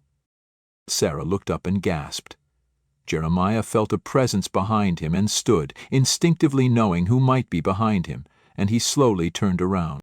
A young woman stood before him, a little girl about Sarah's size next to her. For a moment, Jeremiah couldn't breathe. Katherine had to be the most beautiful woman he'd ever seen. She wore an elegant dress the color of lilacs, making her look regal and elegant, and letting Jeremiah know that she hadn't been living in poverty during her marriage. Her long hair was pulled back in an intricate braid, and her eyes sparkled in the sunlight. After a moment of perusal, he looked at the child, and again shock filled his body. The little girl had ducked behind Katherine, hiding her face in her skirts, but not before Jeremiah got a glimpse of her face. She looked like Marianne had when she was a girl. He wanted to grab her away from this strange woman and carry her away, but he knew that would be foolhardy. This little girl didn't know him, and he didn't want to scare her. He looked at Katherine again, ready to introduce himself, but noticed that she was also looking at Sarah, and tears ran down her cheeks. She quickly wiped them away. "You must be Katherine Lancaster," Jeremiah said, taking control of the situation. She glanced at him and smiled. "Yes, I am.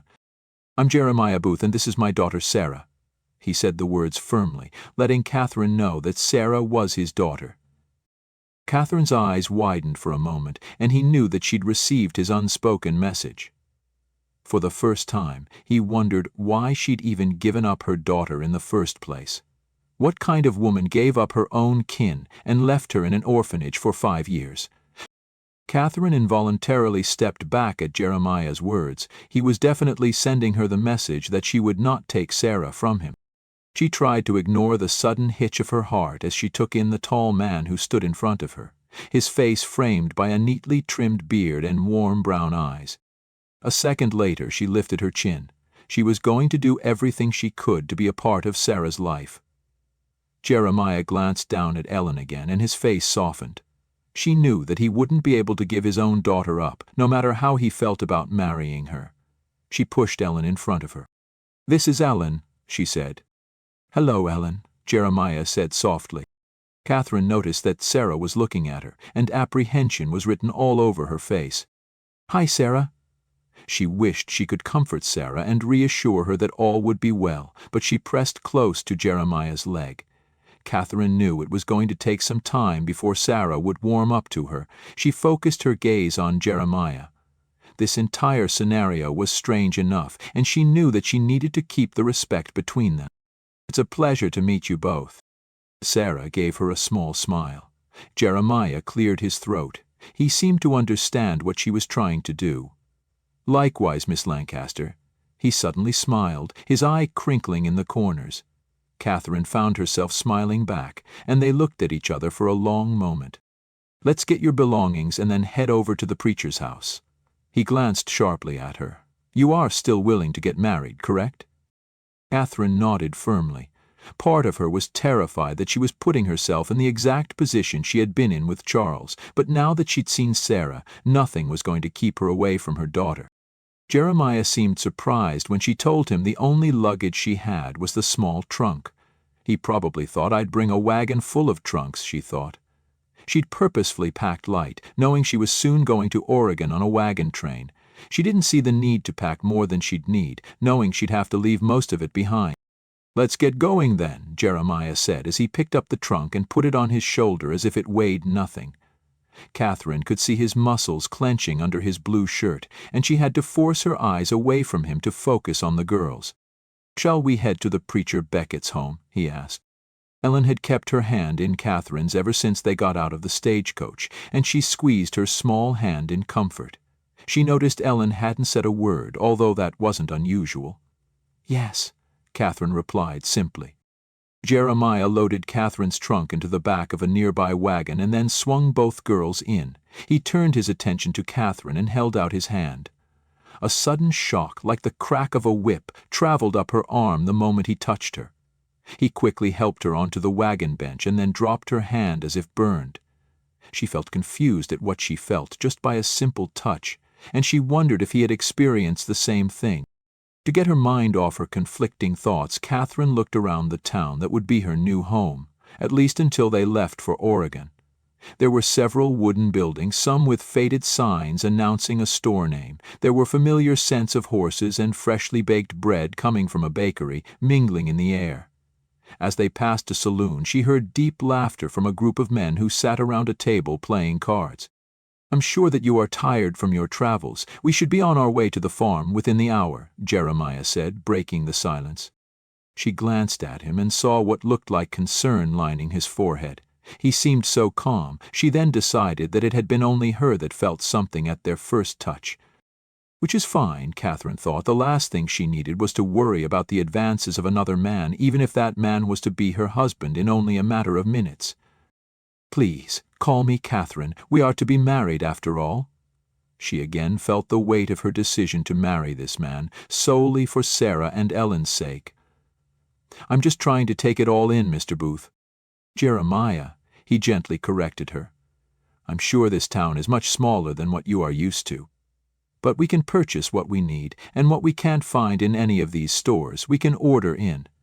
He paused for a moment. "I hope that you will feel welcome here." She suddenly couldn't think of an answer, so instead she smiled and looked back at the two girls who were sitting next to each other. Sarah began to chatter, telling Ellen a little bit about each building as they passed them. Katherine kept her eyes on Sarah, marveling that she was finally with her daughter. She was glad Sarah enjoyed talking, because otherwise the ride to the preacher's home would have been quiet. Ellen didn't say a word, but she did nod a few times in response to Sarah's questions. Katherine's eyes darted to Jeremiah, and she had to admit to herself that she liked what she saw. It was very obvious that he spent a lot of time outdoors, with his tan skin and wind-blown hair. A cowboy hat sat on top of his head that shaded his eyes, so she couldn't see what color they were. He had dressed for the occasion, wearing a brown suit that looked to have seen better days. It was a bit too tight for him and had some wrinkles, letting her know he rarely wore it. Because of the tightness of the suit, Katherine could see the outline of muscles on his chest, and her heart clenched. Jeremiah differed from Charles. Her late husband had been quite a bit older than Jeremiah, but his skin had been pale and hardly ever saw the sun. He had also gained quite a bit of weight in his later years. She was glad to see that Jeremiah kept himself fit. Katherine wished she could change her own dress as well as Ellen's. It hadn't been a very long trip to this small town from Branson, but she felt like she was covered with dust that had blown through the stagecoach window.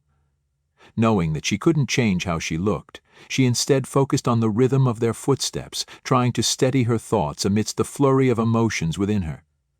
Again, she focused on the two girls who were now holding hands.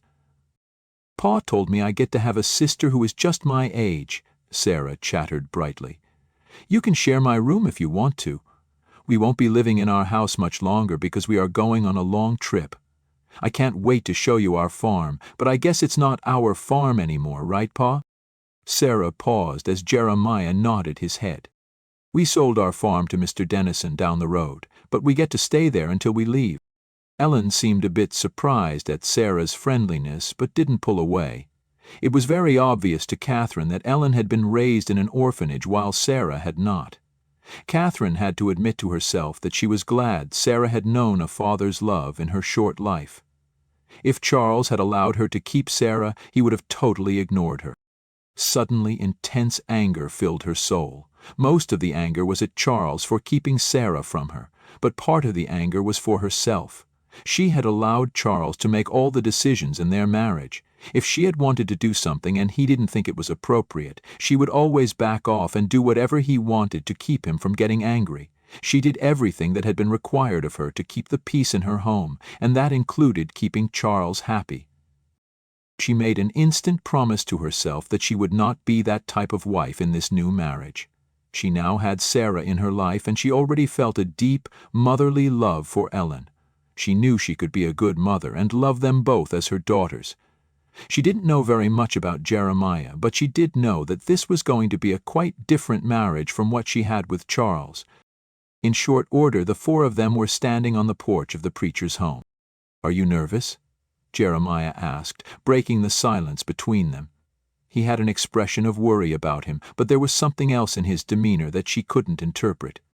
"More than I'd like to admit," Katherine confessed, her eyes darting away from his. "But I trust that we are making the right choice, for ourselves and our girls."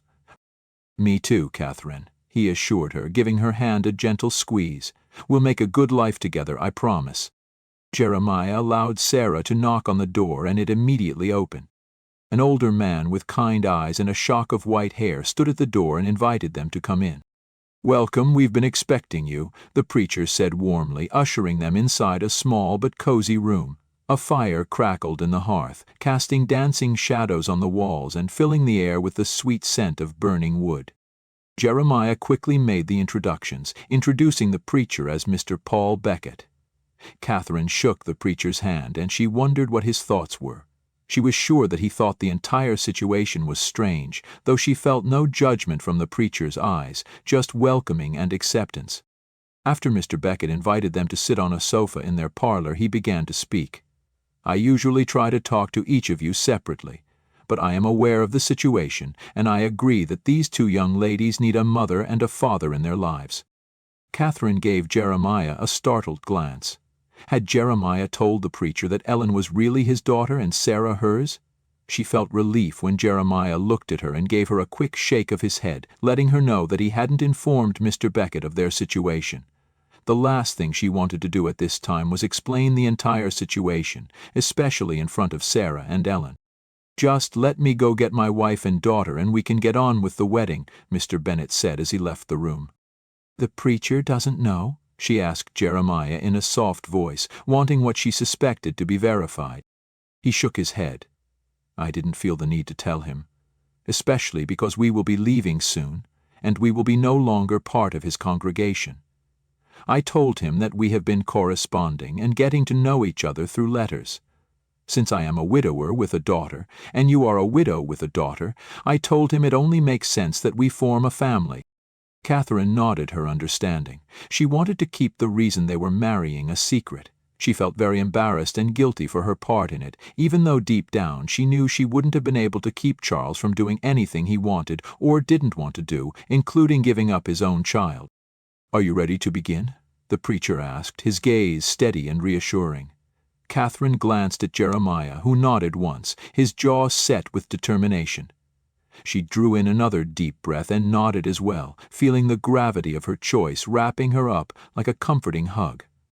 "Very well," the preacher said, opening a worn leather-bound Bible on a nearby table. "Let us join hands and hearts." Katherine and Jeremiah faced each other, joining hands as they repeated the simple but heartfelt vows that would bind them together for better or worse, in sickness and in health, for as long as they both should live. Their eyes never wavered from one another, their voices firm and steady, despite the whirlwind of emotions churning within them. "By the power vested in me, I now pronounce you husband and wife," the preacher declared, his voice carrying an undeniable authority. "Katherine, Jeremiah, I am truly pleased to have been a part of this union," he said, his voice carrying the wisdom of his years. "Marriage is a journey, and like any journey, there will be obstacles along the way. But always remember that love, patience, and communication are the keys to overcoming those challenges. "Thank you, Mr. Beckett," Katherine replied, her heart swelling with gratitude for the kind words, while Jeremiah nodded in agreement. They both knew that the road ahead would be filled with uncertainties, but a newfound determination rested within each of them, solidified by the love they had pledged to one another. Chapter 7. The ceremony happened so quickly that Katherine wondered if it had really happened. Katherine felt a sigh of relief when Mr. Bennet refrained from prompting Jeremiah to kiss her after the ceremony concluded.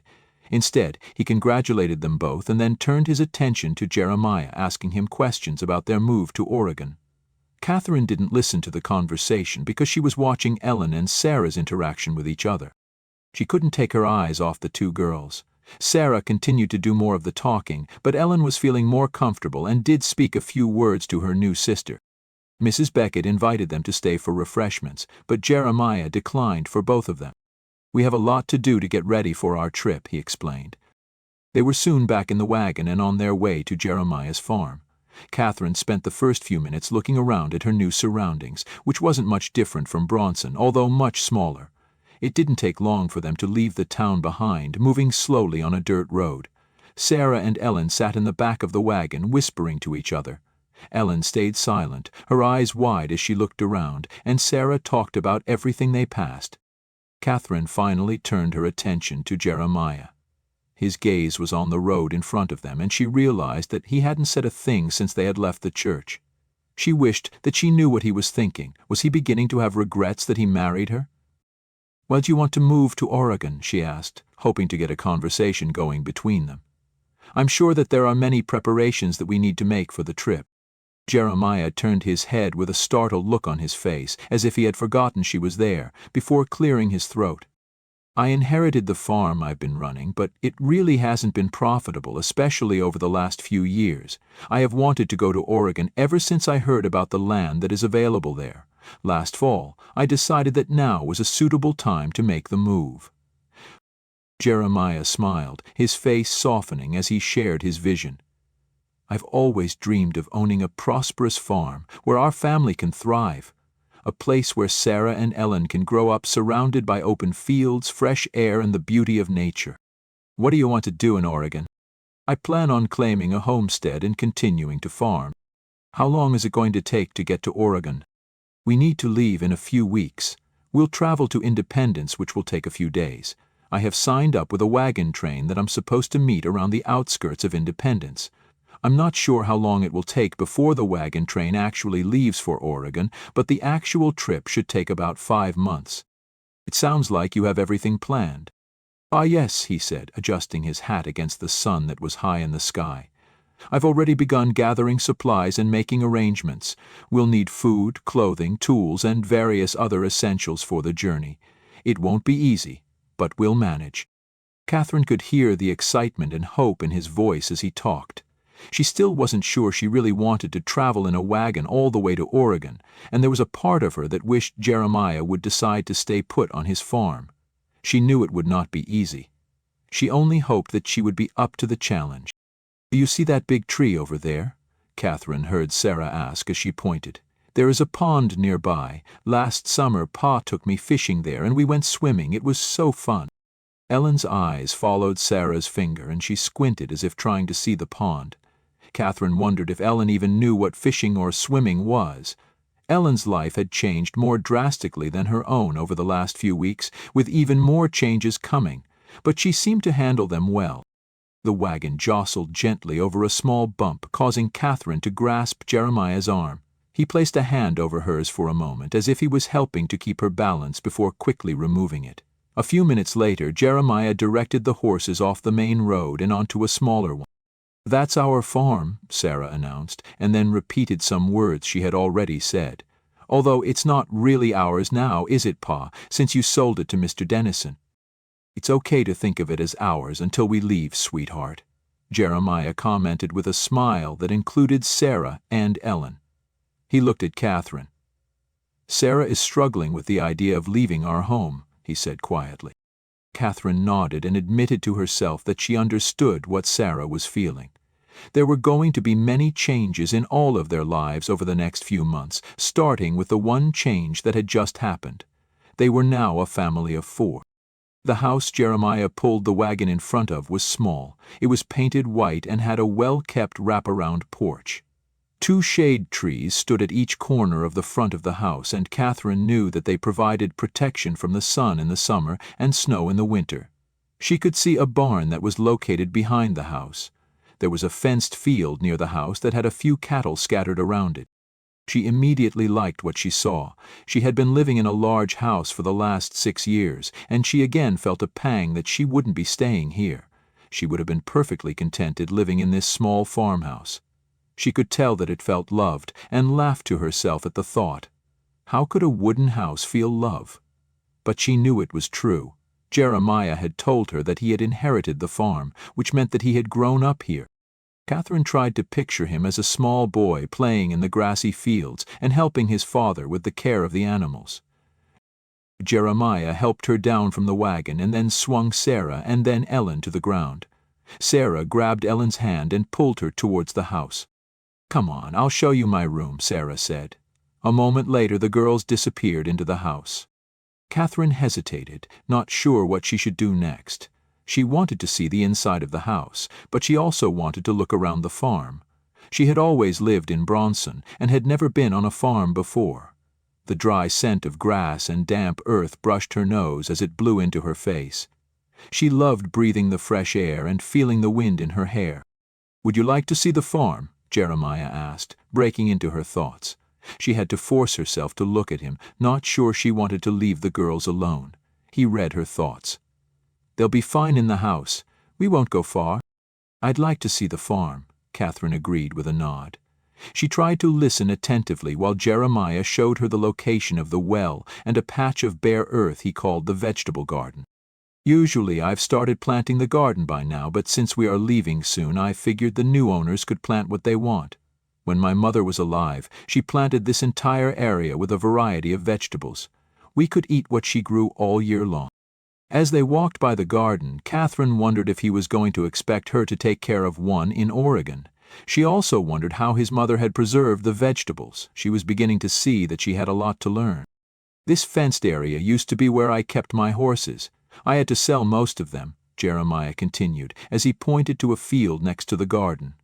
There was one gray horse enjoying a mouthful of grass. "That's Domino. He'll be coming with us." "Domino?" Katherine questioned, wanting to laugh at the name. Jeremiah grinned.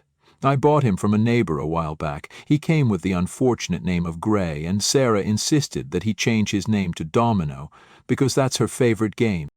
"That makes sense," Katherine laughed. In just a few hours, she was already seeing Sarah's lively personality and playful spirit. Suddenly, Jeremiah gave a sharp whistle that made Katherine jump. Domino immediately trotted towards them. Katherine had to force herself not to move away from the fence. Domino was a large horse and seemed to tower above her. Jeremiah pulled out a white sugar cube from his pocket, and the gelding immediately ate it with a soft nicker. Jeremiah patted the horse on his neck for a few seconds before turning away. She was glad that he didn't expect her to greet Domino. She had been around horses, of course. Charles owned many, which he used to get around Bronson, but she had never been this close to one before. She figured she had plenty of time to get used to Domino once they were on their way to Oregon. "And here is the barn," Jeremiah said the words proudly.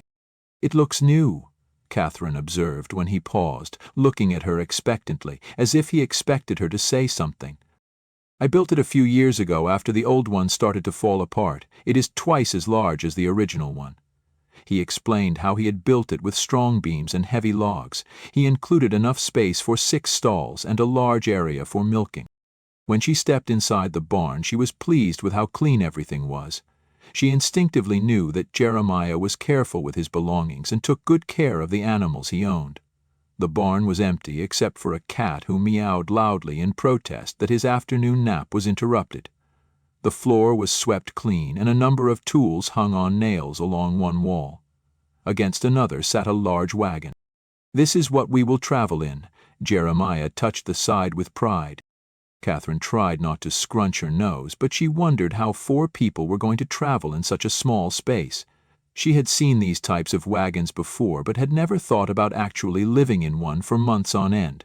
They were called prairie schooners and were specifically made for long travels. She made what she hoped were appropriate sounds as Jeremiah showed her what he had already collected for the trip. I was able to get a good deal on the wagon, but it needed a lot of work to be reliable for a trip all the way to Oregon. The wheels are in good shape, and I replaced the frame. I also waterproofed the outside of the wagon and the canvas that will cover it. We should be able to stay dry during any rainstorms we encounter. He paused and looked at her, and she knew he was expecting a response. It looks nice. Her words were the correct ones, since he moved on to a pile of crates and boxes that were full of food and supplies. By the time they left the barn, she was feeling very overwhelmed. She pasted what she hoped was a pleasant smile on her face and hoped that Jeremiah wouldn't be able to figure out that she was no longer sure she wanted to travel hundreds of miles in a small prairie schooner. She could feel his excitement and knew that he had no such concern. "Will Domino pull the wagon?" Katherine asked what she hoped was an intelligent question. "Oh, no," Jeremiah laughed. "He's a cow horse. I have 4 oxen who are enjoying their last days in a grassy field, ready to go." As they stepped out of the barn, the sun dipped low in the sky, casting a warm golden glow over the farm, and let Katherine know that it was dinner time. She felt a sudden determination to contribute to her new family. She wanted to prove her worth and show Jeremiah that she was capable of handling the responsibilities that came with this new life. With a deep breath, she decided to cook dinner for the family, hoping to at least provide them with a tasty meal after their long day. "Jeremiah, I'd like to make dinner for everyone tonight." "Of course, Katherine," Jeremiah replied with a smile, seeming pleased with her offer. "Why don't you go inside and check on the girls? I have a few chores to take care of." He pointed to a large cowbell that hung from one of the porch rafters. "Ring that when dinner is ready, and I'll come in." She nodded and made her way into the farmhouse. She stepped inside a small entryway. On the left was a living room, and she smiled at the sight of Ellen and Sarah on a mauve sofa, an open book between them. She was glad that they had become good friends so quickly. She wanted to explore the other rooms in the small house, but decided to make dinner first. She could give herself a tour later. She headed into the kitchen, which was on the right. It was a typical kitchen, although much smaller than the one that had been in the house she'd shared with Charles. A small table with 4 chairs sat in a corner. There was a door that led to the outdoors. A pair of large boots and small black shoes sat off to the side. Curtains hung over a window. Katherine found a small pantry and surveyed the assortment of ingredients before her. She felt a wave of uncertainty wash over her. It had been years since she had last cooked a proper meal, the memory of her mother's daily pancakes stirring within her mind. She could still see her mother standing by the stove, expertly flipping the golden discs of dough as they sizzled in the pan. The thought brought a bittersweet pang to her heart, but also a fierce determination to recreate that simple dish from her childhood. "Okay, I can do this," she murmured to herself as she gathered the necessary ingredients. She sifted through the various flours and sugars, trying to recall the exact measurements her mother had used. She wasn't worried that Ellen or Sarah wouldn't like her meal. After all, what child didn't like pancakes? "Flour, eggs, milk," she whispered as she combined them into a bowl, doing her best to remember the instructions from long ago. Her hands shook slightly as she stirred the mixture, feeling a mounting pressure to succeed at this seemingly simple task. "Who are you talking to?" A small voice startled her, causing her to pause in her mixing. Ellen and Sarah stood at her side, watching her intently. Katherine laughed. "To myself, I guess. I'm trying to remember how to make pancakes." Sarah's eyes lit up. "I love pancakes." "They'll be ready in a few minutes," Katherine promised, and then paused, trying to remember if she had already added salt. Shrugging her shoulders, she sprinkled a bit more into the mixture and then stirred. "We'll set the table," Sarah offered. "Come on, Ellen. I'll show you where everything is." Sarah skipped to a china hutch and began removing mismatched plates and glasses, handing a stack to Ellen. With renewed determination, Katherine turned her attention back to the batter, pouring it into the hot pan and watching as it began to bubble and cook. "Please turn out well," she whispered, her heart pounding in her chest. She could feel her mother's presence guiding her, urging her to believe in herself and her abilities. The cast-iron pan began to steam, and she struggled to flip the pancakes and keep them from sticking, but to no avail. When she finally was able to flip one, the bottom of the pancake was almost black. She sighed and quickly flipped the other one, glad to see that it wasn't as burnt. It only took a few minutes to realize that she didn't remember the fine art of pancake making, with several blackened pancakes on a nearby plate. The cast iron continued to smoke as she poured more batter. "Why is the pan so hot?" Sarah asked curiously, again at Katherine's side. "When Pa cooks, it never smokes like that." "I'm not sure," Katherine admitted. She watched as Sarah looked at the burnt pancakes with a frown, yet wasn't surprised when the child didn't make a complaint. Katherine wondered if she should throw the pancakes out and start again when the kitchen door opened and Jeremiah stepped inside. "Boy, it's hot in here," Jeremiah said as he left the door open and then a nearby window. "I'm sorry, I didn't know how much wood to add to the stove," Katherine tried to explain as she bit her lip to keep tears from falling. She wondered if this was just the beginning of the challenges she would face in this new life she'd chosen. If she could barely manage something as simple as cooking a meal, how could she possibly survive the hardships that lay ahead for the journey to Oregon? But despite her doubts and fears, Katherine continued to cook, determined to persevere and prove her worth to Jeremiah. He showed her how to cool the pan down, and Katherine was able to cook a few pancakes that weren't burnt. "Dinner is ready," she announced, setting the plate full of pancakes in the middle of the table.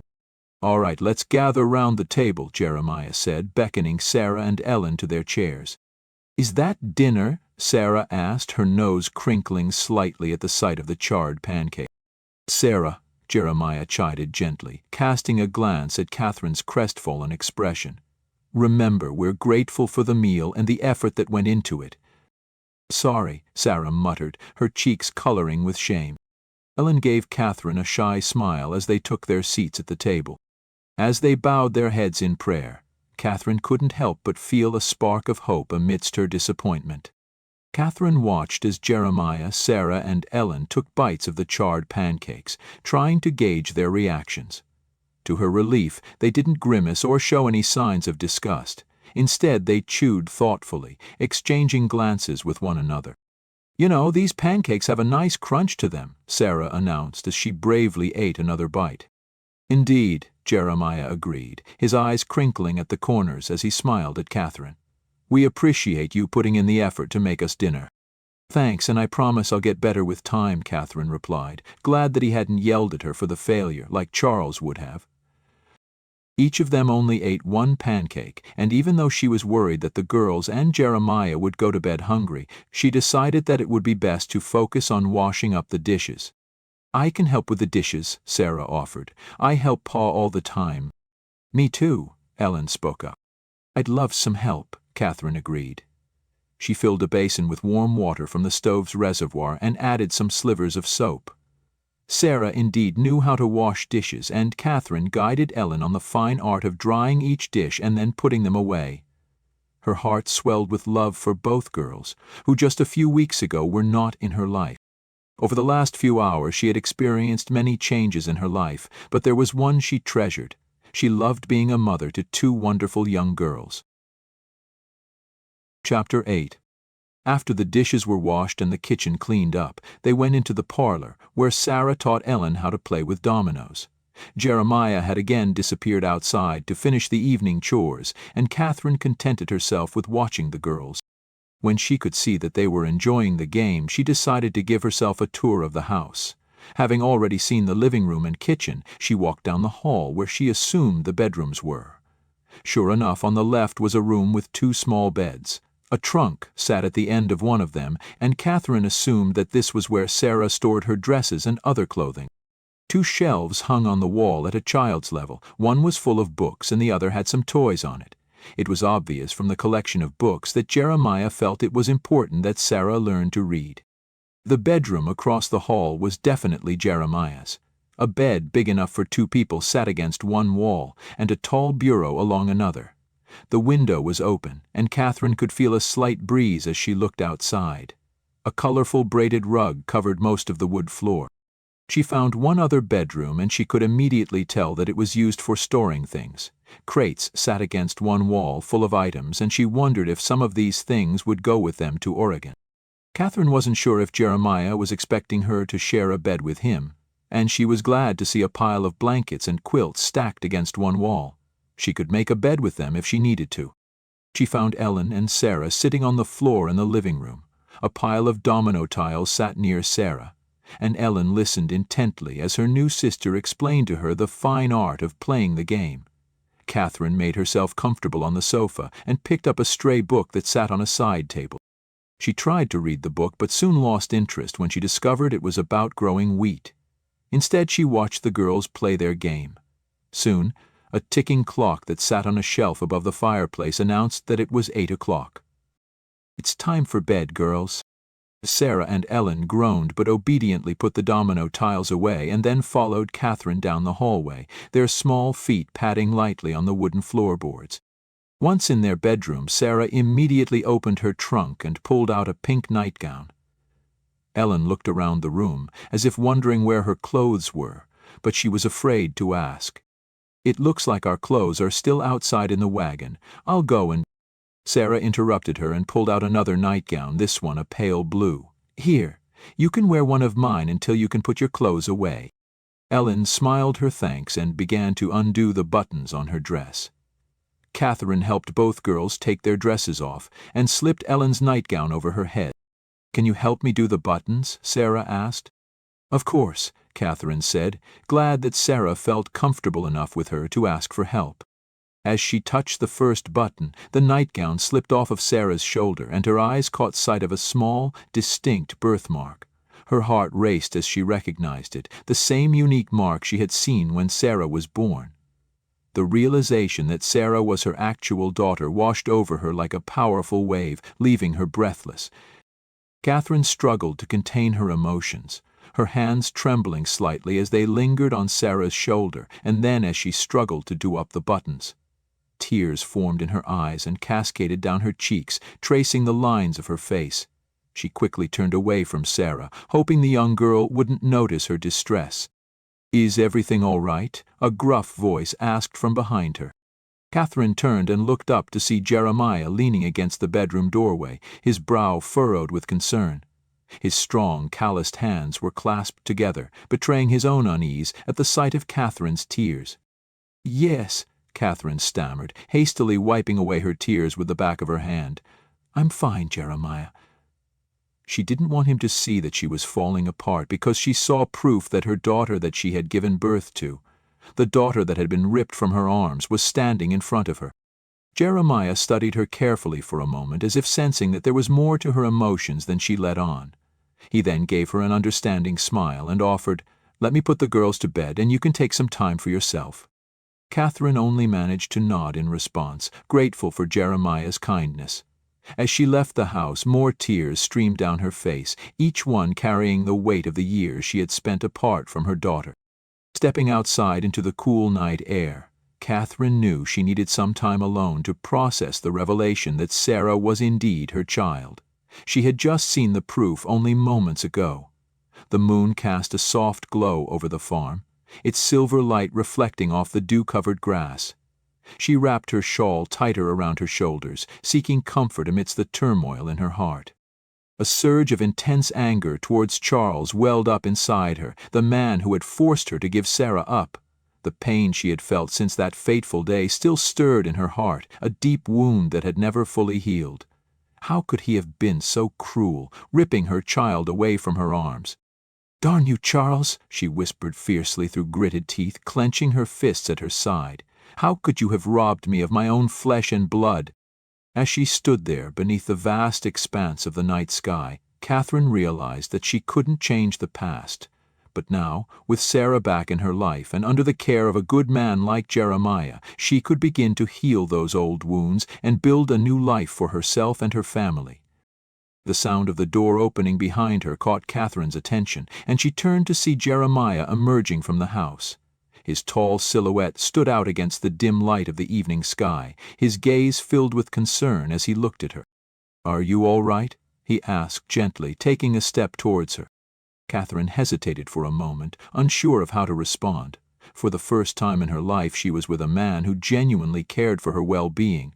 But with that care came the fear of revealing too much, the secrets and pain that had haunted her for years. She didn't know how to handle the fact that Jeremiah had actually come to look for her. "I'm fine. I'd like to ask you a question that might be a bit personal," Jeremiah said. Katherine looked at him and only nodded, although she was thinking that now they were married, didn't he have the right to ask any question that he wanted? "Why did you send your daughter to the orphanage?" She stifled a sigh. She knew this conversation needed to happen, but she wasn't looking forward to the judgment and condemnation that would surely be in his eyes. But she also knew this could be a pivoting moment in their new marriage. There could be no secrets. "My father owed Charles, my late husband, a gambling debt. When he couldn't pay it, he made arrangements with Charles that he take me as his wife instead of paying him back." "Oh, wow," Jeremiah replied, his eyes wide with disbelief. "Charles was over 20 years older than me. I was his second wife, and he had 2 grown sons when we married, both older than me. When I discovered that I was expecting, Charles told me that he wasn't interested in starting a new family, so if I was able to carry the baby to term, he wouldn't let me keep her." Katherine bit her lip to keep the tears that threatened to fall. Still, after all these years, she couldn't think about that awful time in her life without becoming emotional. "I'm so sorry, Katherine," Jeremiah said softly as he took her hand in his and gave her a gentle squeeze. "When the baby was born, I suggested that we name her Sarah after his mother. He'd agree to keep her, but he didn't care. I was only able to have Sarah with me for a few hours before he—" She hesitated, suddenly not able to find the words to describe what happened next. Instead, she waved a hand in the air. "So Charles took your baby and put her in the orphanage," Jeremiah said. "He told me he was going to place her with a family that couldn't have children of their own. I didn't know Sarah had been taken to an orphanage until after Charles's death." She quickly explained Hayward's role in the entire situation, how he had taken Sarah to the orphanage even though he had disapproved of the plan, and that he had visited the orphanage regularly to check on the baby. "Right after Charles' burial, Hayward told me where Sarah was, and he took me to get her," Katherine explained. "But when we arrived, the head mistress, Mrs. Whiteland, informed me that you had also placed your baby in the same orphanage with the same name. They had been born on the same day and looked quite a bit alike when they were babies. The staff referred to them as twins." "Things are starting to make sense," Jeremiah murmured. "When I picked up my baby, Mrs. Whiteland had been gone for a few months to take care of a family emergency.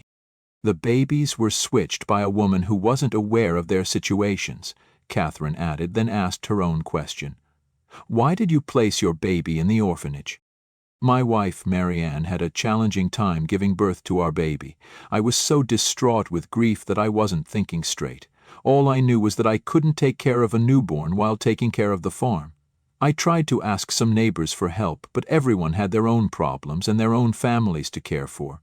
After some terrible days and nights of trying to do it all, I decided it would be best if I asked for help from the orphanage. Mrs. Whiteland agreed to take my baby as long as I returned for her within 6 months after the harvest was in." Jeremiah sighed and took a few steps away from Katherine, looking off into the distance. "I don't remember much about those next few months. And then suddenly it was January. 2 months passed from when I was supposed to retrieve her. I immediately headed to the orphanage, praying that she hadn't been placed with another family. I couldn't believe that I had actually given up my own child. God was smiling down on me as well as Mary Ann. My baby was still there." "Did you ever wonder if Sarah wasn't actually your baby?" Katherine questioned. "For a while I did. The birthmark should have been a glaring sign since I didn't remember that she had been born with one. But I figured it appeared while she was in the orphanage. She also doesn't look at all like Mary Jane or me." He shrugged. But what did I know about such things? Katherine didn't respond, but she suddenly realized what Jeremiah hadn't said. The love he'd had with his late wife must have been so deep for him to have given into the grief of her death, enough to actually give up their baby. She couldn't even imagine loving someone like that. She hadn't ever experienced such love except for her mother, although she had been young when her mother had died. Her father certainly had never loved her like he should have, or he would have never sold her to Charles. Charles had only seen her as someone to have on his arm when he went to social functions. When he didn't need her for such events, she was expected to be content in his home, silent and obedient. Both babies were named Sarah. Why did you change Ellen's name? Ellen was my mother's name. Even though I suggested to Charles that we name her after his mother, I really wanted to name her Ellen. After I picked her up from the orphanage, I decided that it wouldn't hurt to change her name, so I began to call her Ellen. She didn't seem to mind the name change. Jeremiah nodded as if he understood her garbled explanation. Katherine wondered if he was going to insist that her name be changed back to Sarah, but her fears were soon put to rest. Since we've married so we can be a family, it would be confusing to have two Sarahs, Jeremiah replied. So now we know the full stories of how our babies ended up in the orphanage. I'm glad that you agreed to marry me. I want to have my Sarah, or Ellen, in my life, but I also love your Sarah like my own daughter. And I want the same, to be a mother to my Sarah. I've only had Ellen in my life a few weeks, but I already love her as my own, Katherine added. Nothing was said between them for the next few minutes. She was glad that Jeremiah had known love with his late wife, but she also felt a bit sad, deep down in her heart. She could hear the love and devotion Jeremiah had for Mary Ann, and Katherine knew that he would never be able to love another woman. Jeremiah finally spoke in the darkness. We had better get to bed. Morning comes mighty early. Katherine followed Jeremiah into the house. She still wasn't sure where she was going to sleep. He had asked her to marry him as a marriage of convenience, but what exactly did that mean? She wished she was brave enough to ask, but she wasn't sure she really wanted to know the answer. She was very aware that men had needs that women didn't have. Charles had shown that to her from the first day of their marriage, although he had stopped coming to her room after Sarah had been born. She had come to dread the times when Charles visited her room in the middle of the night, his dark form looming over her as he performed his marital needs. When the visit stopped, she was extremely relieved. Without meaning to, memories of the pain and control she had experienced with her father and Charles surfaced, casting a shadow over the warmth she was starting to feel toward Jeremiah. She recalled the crushing weight of her father's expectations, always demanding more than she could give, and Charles had been far worse. The man who had purchased her like a piece of property and treated her no better than a servant. How could she ever forget the coldness in his eyes? Katherine shook her head, trying to dispel the dark thoughts that threatened to consume her. She was beginning to see that Jeremiah was nothing like those men, and yet the fear remained, the fear that loving him could lead to a similar situation. She didn't want to risk losing the new life she was beginning to build here, the life that finally felt complete with Sarah and Ellen by her side.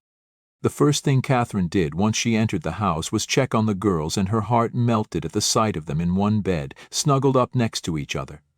She carefully covered them up with a quilt and watched them sleep for a few minutes. When she turned to leave the room, Jeremiah was standing in the doorway. "They are asleep," Katherine whispered as she moved past him. Jeremiah nodded as he watched her carefully. "I put your trunk in my room. I'm sorry that I didn't bring it in earlier." "Thank you," Katherine replied as she realized that Jeremiah was expecting her to share his room, since he had put her trunk in there. She knew without asking that he was also expecting her to share his bed. Jeremiah disappeared outside, and Katherine slowly walked into his room. She quickly opened her trunk and removed a nightgown. She contemplated whether she should unpack all of her clothes and decided to perform that job in the morning. Instead, she quickly removed her dress and slid on her nightgown. She began to tremble with nerves at what she knew would come next. Jeremiah joined her a few minutes later, finding her sitting on the bed, performing her nightly task of brushing her hair and doing her best to keep her hands from shaking with each stroke. Even though Katherine didn't look at him, she knew he was watching her. "Everything will be all right, Katherine." Katherine looked at him, startled at his words. What did he mean? He gave her a reassuring smile and then sat down to remove his boots. Less than an hour later, Katherine allowed herself to relax next to a sleeping Jeremiah and admitted to herself that he was nothing like Charles had been. He had been gentle and almost tender, something she had never expected when she agreed to this marriage. Maybe her new life with this man would not be bad after all. Chapter 9. As dawn broke gently over the Missouri sky, Katherine awoke with a start, her heart heavy with a whirlwind of emotions after her intimate conversation with Jeremiah the previous night, as well as what had happened after.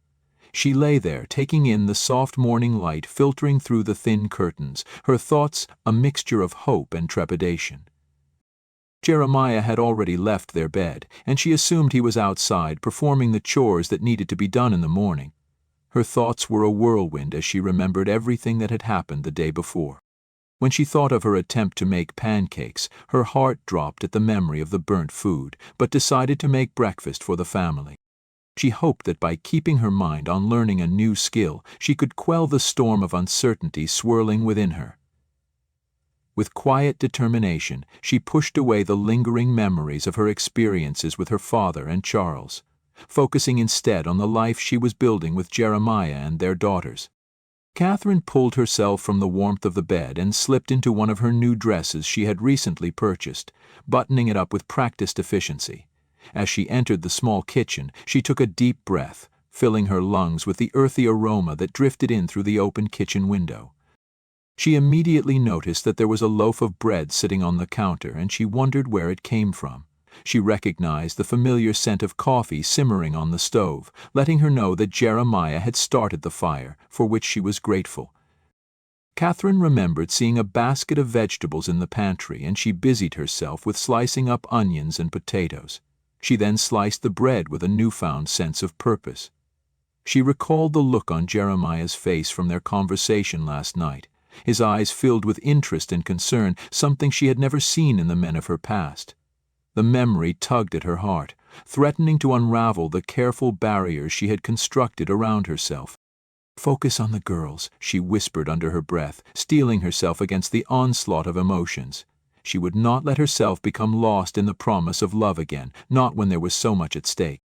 Katherine poured her heart into the simple meal before her, knowing that it represented more than just sustenance for the family.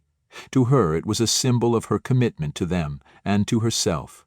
She was pleased when she scooped the cooked potatoes and onions, only having overcooked some of them.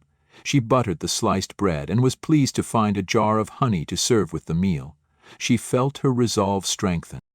Just as she set the plates of food on the table, Jeremiah stepped into the kitchen. "Breakfast is ready," Katherine informed him. He seemed pleased that she had again attempted to make a meal. "It smells great. I'll wake up the girls," Jeremiah offered and disappeared down the hall. He had brought in a pail of fresh milk, and she began to skim it, glad that she could remember how to perform this chore since she had done so many times as a young girl. She listened to the small voices talking to Jeremiah. They joined her in the kitchen a few minutes later, and Ellen immediately reached out for a piece of toast before Jeremiah stopped her. "We need to bless the food first. Sarah, will you do the honors?" Ellen's face flushed at the reminder. Once they all held hands around the table, Sarah began to pray. "Dear God, thank you for this food that has been prepared, and please bless that it will make us grow big and strong. Thank you for giving me a ma and sister. Amen." Katherine's heart twisted at Sarah's simple but heartfelt prayer. She said a silent prayer of her own, a thank you that God had provided for her a way to have a new family. As the family dug into their breakfast, Katherine allowed herself a few moments to reflect on how happy she felt at that moment. It had been so long since she had felt happiness, she almost didn't recognize the emotion. She could already see Sarah's boundless curiosity and quick wit. In the wagon the day before, Jeremiah had spoken of how Sarah constantly challenged him to see the world through fresh eyes. He told a story of how Sarah had spent an entire afternoon teaching him about the different types of wildflowers that grew in the nearby fields. Katherine was impressed that a 5-year-old had that amount of knowledge of flowers. Ellen, on the other hand, brought a sense of quiet strength and resilience that Katherine deeply admired. Despite her tender age, Ellen had already faced more hardship than most since she had grown up in the orphanage, and yet it didn't seem to have caused any deep scars in her young life. Katherine enjoyed watching Jeremiah interact with the girls, including them both in the conversation. Sarah spoke about wanting to show Ellen the kittens in the barn, and Jeremiah agreed to the plan once they finished breakfast. At one point he looked at her inquisitively, as if he was wondering what she was thinking, and Katherine felt her face flush. "That sounds like a fine idea to play with the kittens," she said brightly to get Jeremiah's eyes off her. "I'll do the dishes, and then maybe we can start going through Sarah's and Ellen's things. We need to decide what to take with us to Oregon." Her attempt to move Jeremiah's attention from her worked, and the rest of the meal was spent making plans for their future. 2 weeks later, Jeremiah guided the wagon along the dusty road, flanked by endless fields of tall grass. Katherine sat beside him, her delicate hands clasped tightly in her lap. In the back of the wagon, Sarah's infectious laughter filled the air, while Ellen listened with wide-eyed wonder. The two girls had quickly formed an unbreakable bond, their shared history bringing them together as sisters. "Independence isn't far now," Jeremiah said, the excitement in his voice unmistakable. "Just think, soon we'll be joining that wagon train and finally begin the first steps to our new life in Oregon." Katherine smiled at him. "I can hardly believe it," she replied.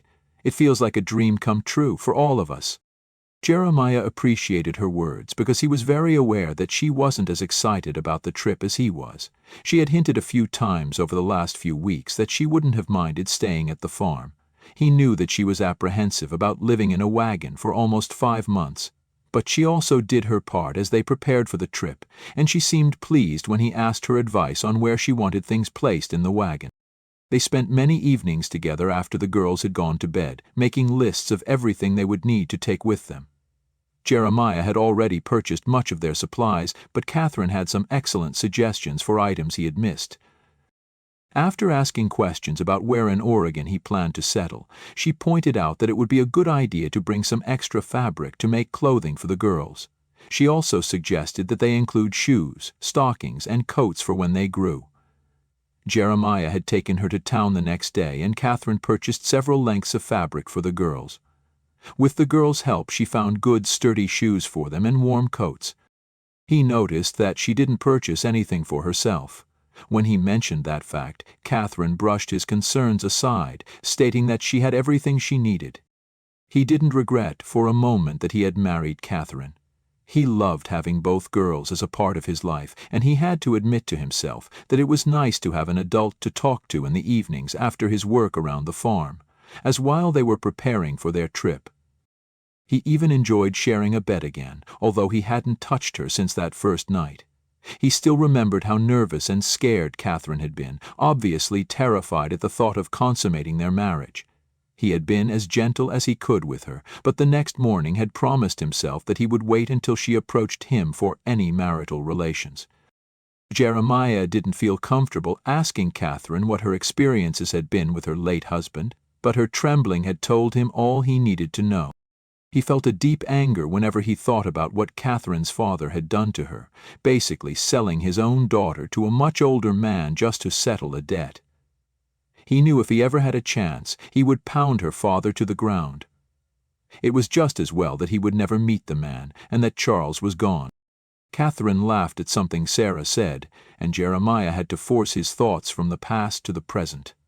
As they approached the bustling town of Independence, Jeremiah felt a growing mix of excitement and trepidation. He knew this journey would be arduous, but he believed with all his heart that it was the right decision for his family. They needed a fresh start, and Oregon promised a better life than what they were leaving behind. Jeremiah expertly guided the team of oxen down the main street of Independence until they were on the outskirts of the bustling town, where he knew to meet up with the wagon train. Soon they found themselves amidst the chaos of the wagon train encampment. Families milled about making last-minute preparations and exchanging nervous yet excited glances with one another. Jeremiah caught sight of the wagon master, Tucker Murray, directing his team of drivers with gruff authority. "Mr. Murray," Jeremiah called out, extending a hand in greeting as he approached the rugged man. "I'm Jeremiah Booth, and this is my family. We're here to join your wagon train to Oregon." Tucker appraised Jeremiah for a moment before nodding and shaking his hand firmly. "All right then, Mr. Booth, welcome on board. You can park your wagon over yonder between the Smiths and the Johnsons." "Thank you, sir," Jeremiah replied, guiding his oxen to the designated spot. As he parked the wagon, Sarah and Ellen couldn't contain their excitement any longer. They hopped down from the back, darting between wagons and playing a spontaneous game of tag with some of the other children. "Katherine, we should head into town and pick up the last of the supplies," Jeremiah said, helping her down from the wagon. "We want to make sure we have everything we need for the journey." "Of course, Jeremiah," Katherine agreed. "Are we going to leave the wagon here?" "Yes, our belongings should be fine. I will arrange for whatever we purchase to be delivered to the wagon." Katherine looked at the wagon before nodding and calling the girls to her side.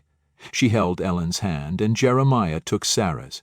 Together they made their way through the bustling streets of Independence, eventually arriving at the general store. "All right, let's see what we still need." Jeremiah pulled out his list and began scanning the shelves, picking up an extra sack of flour, sugar, and dried beans.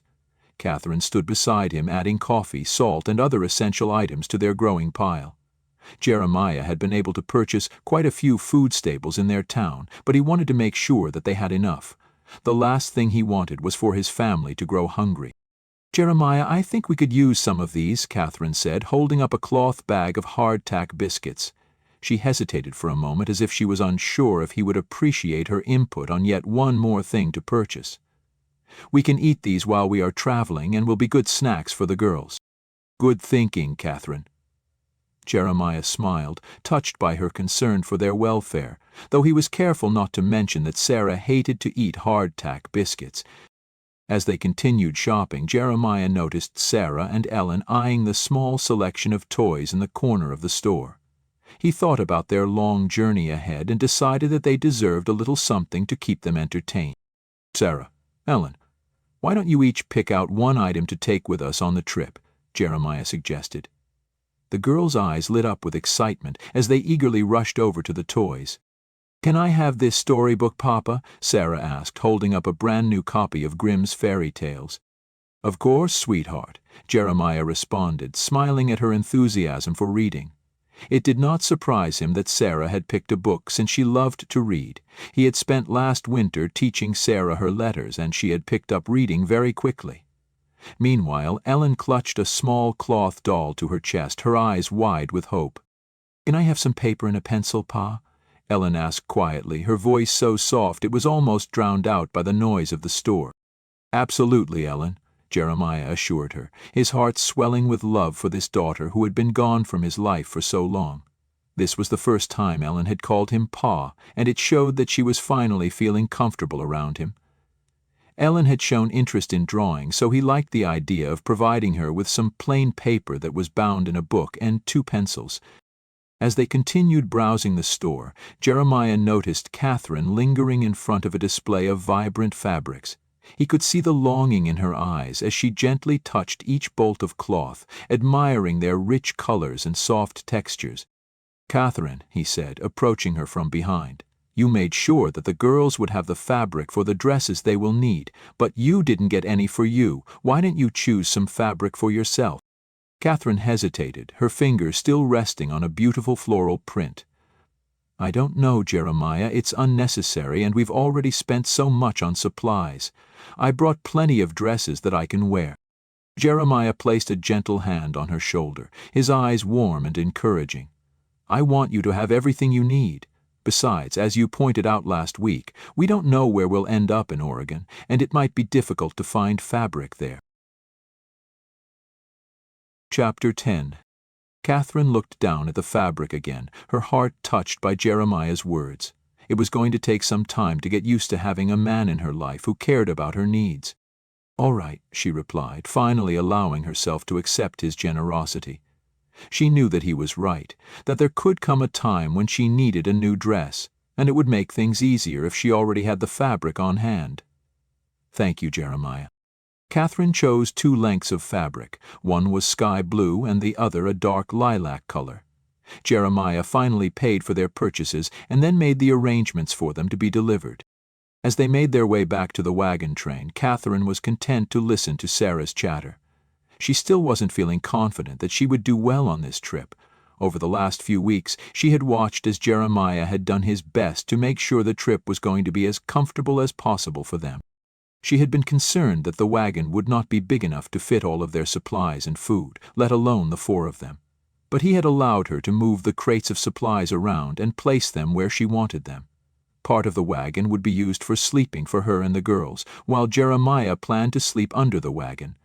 On rainy nights, he had a small canvas tent he could set up. When she protested about this plan, not liking the idea that he actually wanted to sleep on the hard ground, he had replied, "It will be the best spot to keep an eye on our animals and keep you girls safe." She had made a small bed in a corner of the wagon for the girls to rest during the day if they wished. In the evening, she would only need to move a few crates aside to make the bed wide enough for her and the girls to sleep in. When they finally were ready to go, Katherine was surprised that Jeremiah had been able to fit everything in the wagon.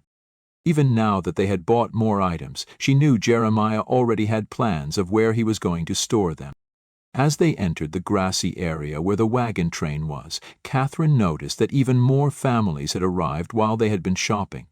If she had to count, there had to be at least 50 wagons already in a wide circle. They were able to find their wagon easily, and Katherine felt relieved that everything was just as they had left it. There had been a small part of her that had wondered if it was wise to leave all of their belongings unattended, but Jeremiah hadn't seemed concerned, so she hadn't voiced her own. "I'm hungry," Ellen announced. Katherine beamed. She was delighted that Ellen had voiced her needs. For the first few weeks after leaving the orphanage, Ellen rarely asked for anything and seemed reluctant to accept anything that was offered to her. Now, though, it seemed as if Ellen realized that there were people who valued her and would help her get better.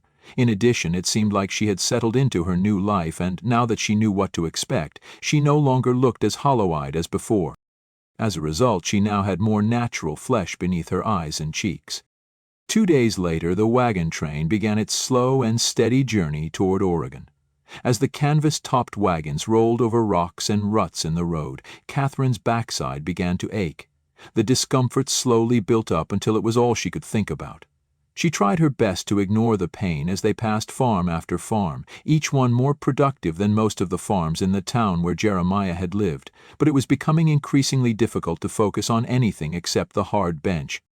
She didn't say a word to Jeremiah, though, not wanting him to hear her complain or think that she was having second thoughts about moving to Oregon, even though there was a small part of her that did think that. "Katherine," Jeremiah said on the afternoon of the second day, "you should walk alongside the wagon like some of the other women are doing. It'll help with the stiffness and give you a chance to stretch your legs." Katherine hesitated, biting her lip. Although she appreciated Jeremiah's concern for her well-being, she couldn't help but feel apprehensive. She had always struggled to connect with other women and worried about being accepted by them. Would they be friendly or would they judge her? It was a risk she wasn't sure she wanted to take. "I don't know," she murmured, casting her eyes downward. "I'm not great at talking with other women. You'll never know unless you try. These are good people, and I have no doubt that they'll come to enjoy being around you just as much as Sarah, Ellen, and I do," Jeremiah replied gently. His words were reassuring, but she still felt a knot of uncertainty in her stomach. However, she knew that she needed to face her fears if she was ever going to make a new life for herself. With a deep breath, she nodded and agreed to try it. "I'll walk with the girls tomorrow," Katherine promised. Jeremiah looked a bit disappointed in her response, but he didn't say anything else. Chapter 11. A week later. The sun cast a warm golden hue over the bustling wagon train that had just formed a circle for the evening after a long day of travel. Katherine watched the industriousness of nearby women as they prepared their evening meals with tired eyes. It had been a long day of slowly moving forward toward their destination. Jeremiah had told her that Mr. Tucker wanted to travel between 10 and 15 miles a day, depending on the terrain, which seemed an exuberant amount to her. Jeremiah still exhibited excitement as their wagon passed each mile, but Katherine would have been perfectly happy to turn around and head back to Missouri. In fact, she might have been tempted to voice her thoughts if she knew that they could return to the farm. But since it had been sold, if they did turn back, they wouldn't have a home to return to. She sighed and began to gather sticks so she could start a fire with Sarah and Ellen's help. She didn't look forward to cooking their dinner, knowing that whatever she tried to make was going to either be too burnt to eat or not cooked enough. They had been on the trail for a week, and she still hadn't been able to master the art of cooking over a fire. She was grateful that Jeremiah never complained, but she wished she could get better at making meals for her family. He was about to start a fire when she saw Susie Walker approaching, a cheerful smile lighting up her face. Katherine had met Susie on the day they first joined the wagon train. She had never met someone who was so friendly and warm, and she instantly liked her. Susie was around her age and was traveling with her husband and 2 young sons. They also planned to settle in Oregon once they secured land for farming, and there was a part of Katherine that hoped that they would end up nearby. "Katherine," Susie called out, waving her hand, "why don't you and your family come join us for supper tonight? I've made some stew and there is more than enough to go around." "Are you sure, Susie?" Katherine asked hesitantly, but hope filled her with the knowledge that she might not have to cook that evening and serve yet another failed meal. "Absolutely," Susie replied with a warm smile. "We'd love to have you." "Then I will accept," Katherine said gratefully, relief washing over her. Jeremiah had left to help a man with a broken wheel, so she tore part of a page out of her journal and wrote a note, letting him know where they were. She placed it near the cold fire, with a rock on top of it, hoping that he would be able to see it. She called the girls to her side. As they walked towards the Walker family's campsite, Katherine observed her newfound friend. Susie was a petite woman with chestnut hair, whose kind eyes seemed to always twinkle with laughter. "I really appreciate that you invited us," Katherine said. "I'm really struggling with how to cook over an open fire." "It's really not that hard once you get used to the difference between a fire out in the open and in an enclosed stove," Susie commented. "If you'd like, I can give you some instructions on how I do things." "I would appreciate that," Katherine replied with relief. "And I'm sure my family would too." Susie laughed. "You aren't the only one who isn't used to this type of cooking. I've smelt many burnt meals from other campsites. If we help each other out, eventually we'll all get the hang of it." By this time they had made it to Susie's camp. A man stood by the fire, and he smiled when he saw his wife. He stepped forward, offering his hand to Katherine with a friendly grin. He was a tall, broad-shouldered man with dark hair and a neatly trimmed beard. "Katherine, let me introduce you properly to my husband Ben." "Nice to meet you, Katherine," he said warmly, shaking her hand firmly. "I've heard a lot about you from Susie. Welcome to our humble camp." "Thank you, Ben," Katherine replied, smiling back, liking him instantly. "And these 2 mischief-makers are our boys, Danny and Sammy." Susie waved a hand at her sons, who were sitting in the dirt with a stack of small stones in front of them. They were playing some kind of game, although Katherine wasn't sure what that was. Danny and Sammy looked to be about 8 years old, both with sandy blonde hair and blue eyes that sparkled with mischief. The boys were nearly identical in appearance and shared a strong resemblance to their father. "Mama, can we play with Danny and Sammy?" Sarah asked excitedly, tugging on Katherine's skirt. "Of course, dear," Katherine replied. She watched Sarah and Ellen sit down in the dirt next to the 2 boys. Sarah began to ask questions about the game, and one of them, she thought was Danny, but she wasn't sure since they looked so similar, began to explain the game. Susie turned to Katherine. "Now, I haven't made biscuits yet. Would you like to learn how to make those?" "Yes," Katherine replied, determination sparking in her eyes.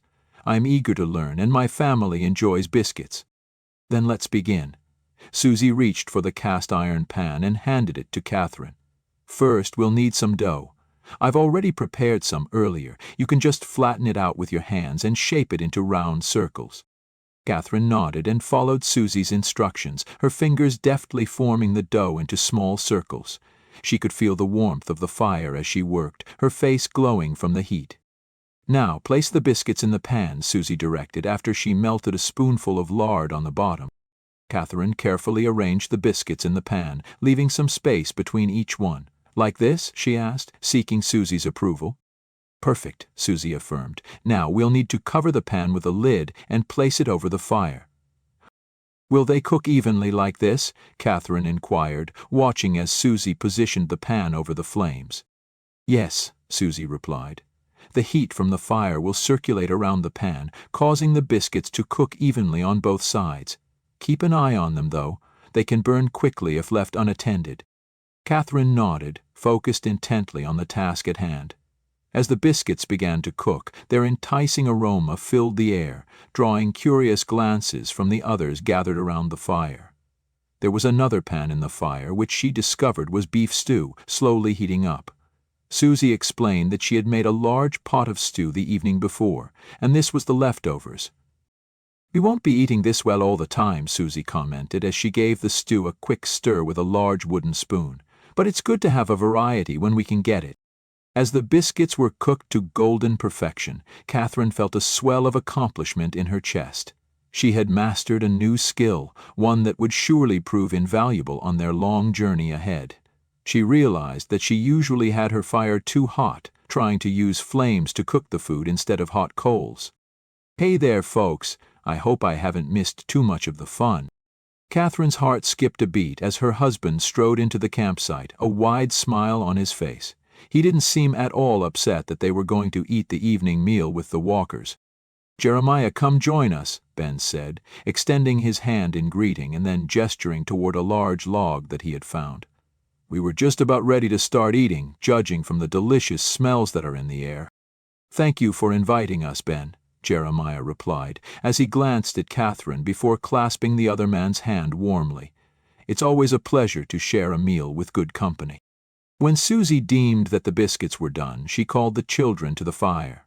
Ben gave a short prayer over the food, and then Susie dished out a spoonful of stew in tin bowls for everyone, while Katherine did her part by adding a biscuit to each bowl. The children ate their food on the ground while the adults shared the log.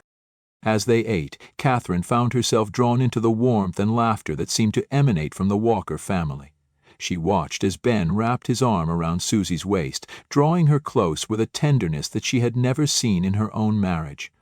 The way he looked at his wife, eyes full of love and admiration, stirred something deep within her heart. She quickly averted her eyes, but something twisted in her heart as she wondered what it would be like for Jeremiah to look at her like Ben had with Susie. She had to remind herself that they had only been married for just over a month. Even though she wondered what it would be like to sit close to Jeremiah with his arm around her, she also wasn't sure how she would handle it if he tried. She wasn't used to a man touching her all the time. But there was a part of her that knew she wouldn't mind if Jeremiah at least held her hand. She liked the idea of her small one tucked into his large, rugged hand. Throughout their meal, shared stories and laughter, Katherine continued to observe the loving relationship between Ben and Susie.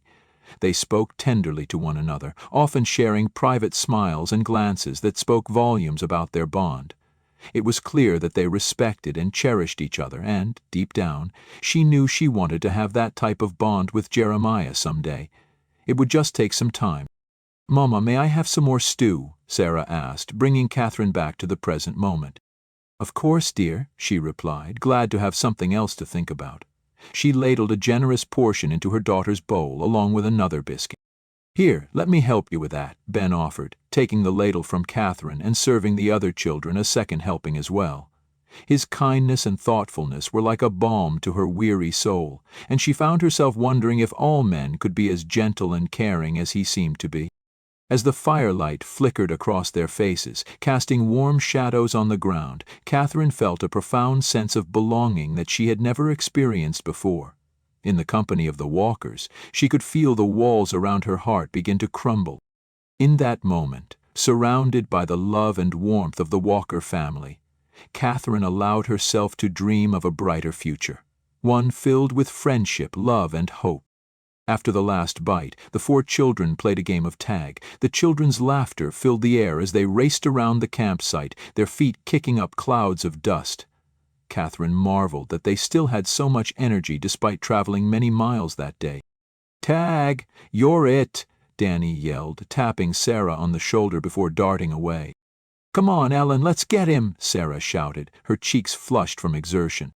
"Those children sure know how to have fun," Susie observed, joining Katherine and Jeremiah by the fire.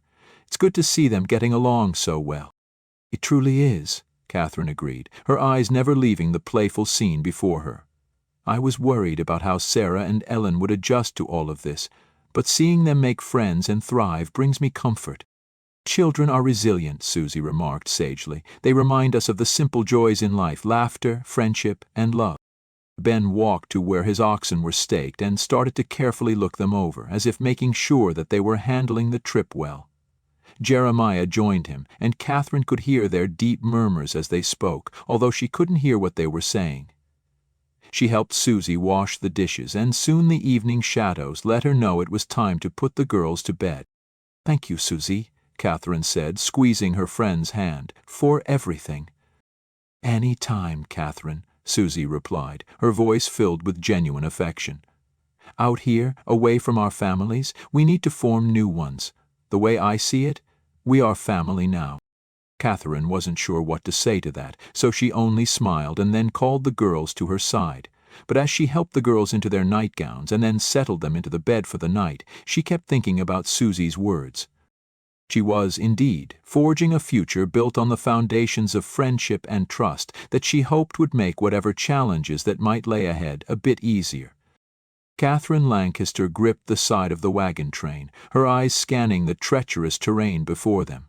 The wheels of the wagon groaned beneath the weight of their belongings, a cacophony that seemed to grow louder with each passing minute. Jeremiah's strong jaw was set in determination, and his experienced eyes followed the same path as hers. "The river we have to cross is just up ahead," Jeremiah said, pointing to the wide expanse of water that lay in their path. "Mr. Murray said that he's taken this route many times and warned us that there is a deep part right in the middle. We need to do what we can to avoid it." Katherine swallowed nervously, her hands now clasped tightly in her lap. She had never crossed a river with a wagon before, and the thought made her heart race. But she trusted Jeremiah and liked how confident he seemed about the challenges this river crossing could bring. "All right," she said, trying to sound braver than she felt. "Can I help with anything? Tell me what I can do." "First, we need to make sure the girls lie down on the bed and stay still until we reach the other side. We don't want one of them falling out." "Oh!" Katherine caught her breath at the terrible thought. "I'll make sure that they understand they need to be quiet and not move." "Then I'll need to guide the oxen slowly into the water," Jeremiah instructed, his voice calm and steady. "Once we reach the deeper part, I'll need to get into the water, so I'll need you to take the reins. I will need to encourage the oxen to push through." He glanced over at her, his eyes warm and reassuring. "I know we can do this, Katherine. We'll make it to the other side." Taking a deep breath, Katherine nodded, her resolve strengthened by his confidence in her. When they reached the side of the river, they discovered that Mr. Murray only wanted one wagon to cross at a time, so they would need to wait for their turn. The girls were thrilled about the idea of stopping for a while and began to run and play with the other children who were also waiting. Katherine tried to be patient for their turn, and it ended up being almost 2 full hours before Jeremiah finally told her that they were next. While she waited, she watched as the other wagons crossed. Some had no problem at all, but others ran into some issues. One wagon even almost tipped over, and it took many men to stop that from happening. A small boy tumbled out of another wagon, and thankfully his father was close by and was able to catch him before he was swept away in the current. Just before Jeremiah was ready to urge the oxen into the river, he talked firmly to Sarah and Ellen about the need to lie down on the bed. He promised them that once they were on the other side, they could play a game of dominoes that evening, but only if they didn't move a muscle.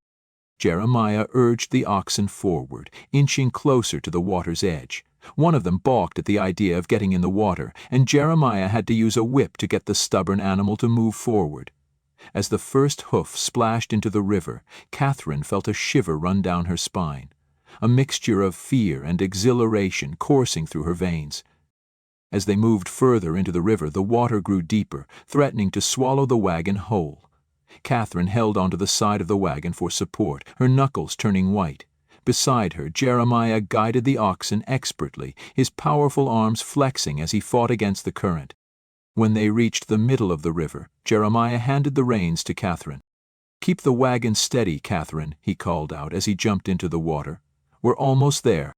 Gritting her teeth, Katherine did as he asked, using every ounce of strength she had to keep the reins tight as the oxen pulled the wagon.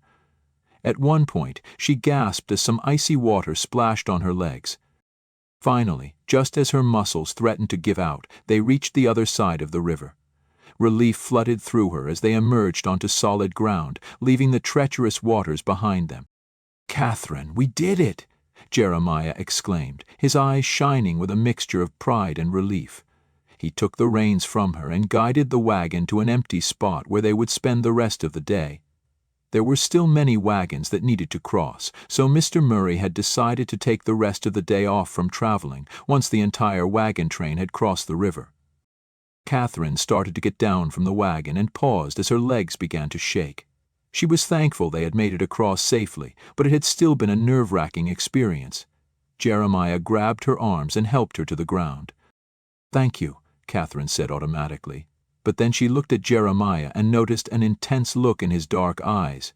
She tried to take a step back but almost tripped over her skirts, making her fall into his chest. "Are you all right?" Jeremiah asked with concern, his arms tightening around her. Katherine looked into Jeremiah's dark eyes and felt a strange calm come over her. Something about this moment felt different. She felt comfortable in the moment, and, more than anything, she wanted to stay there forever. Even though she knew it was impossible, she could not help but feel herself drawn towards him. It was as if he had some sort of magnetic pull over her that she could not resist. She wanted to stay with him, just like this, forever. "Katherine," Jeremiah said softly, a hint of a question in his voice. He waited for her to answer, but all she could do was nod in agreement. She wanted to tell him how she felt, but the words wouldn't come. She wanted him to kiss her. Instead of speaking, she leaned in closer, her hands resting on his chest. She could feel his breath on her skin and the warmth of his body against her. As they stood there, the only thing that existed was the two of them, caught in a moment that seemed to stretch on for eternity. "Bob, can we get out of the wagon now?" Sarah's question broke the magic that was between them. Jeremiah moved away from her and helped Sarah and Ellen down. After reassuring the girls that they had done a wonderful job lying still as they crossed the river and promising them a domino game after dinner that evening, he left to help another wagon with their crossing. Katherine took a deep breath as he walked away. She felt confused and conflicted with the emotions that seemed to swirl in her heart, but she also felt safe, loved, and at peace. In the end, all that mattered was the connection between the two of them, and even if it could not last forever, Katherine knew that it was real. Chapter 12. A week later, Jeremiah awoke to the first light of dawn shining on his face. He was about ready to get up and fold up his bedroll before putting it away in the wagon and then waking up Katherine. Then he remembered that Mr. Murray had announced the evening before that they were going to take a full day's break. "You men can look over your wagons and animals and make sure everything is in working order. I know there are some wagons that have wheels that need fixing. You women can wash clothes and do whatever else needs doing.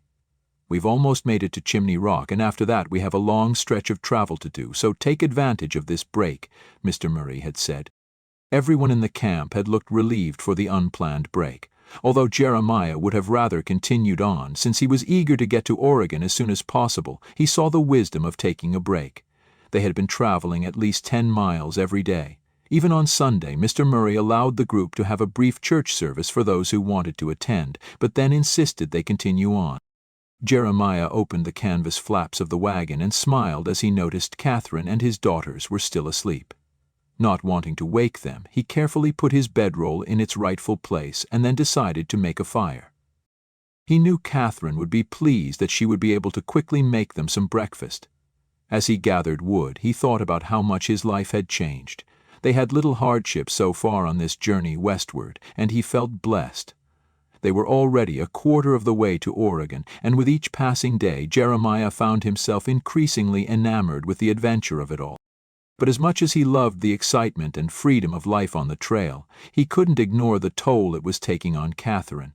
She was strong and resilient, but he knew that she struggled with the constant jostling of the wagon and the strain of caring for Sarah and Ellen amidst the dust and heat of the prairie.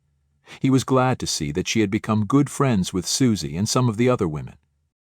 A few hours later, after breakfast had been made and the dishes washed, Jeremiah learned that all the womenfolk had quickly seized the opportunity to wash clothes in the nearby river, a task that had grown increasingly difficult with the scarcity of water along the trail. As Katherine gathered up their laundry, Jeremiah spoke up. "Leave the girls here. I'll look after them." Katherine hesitated.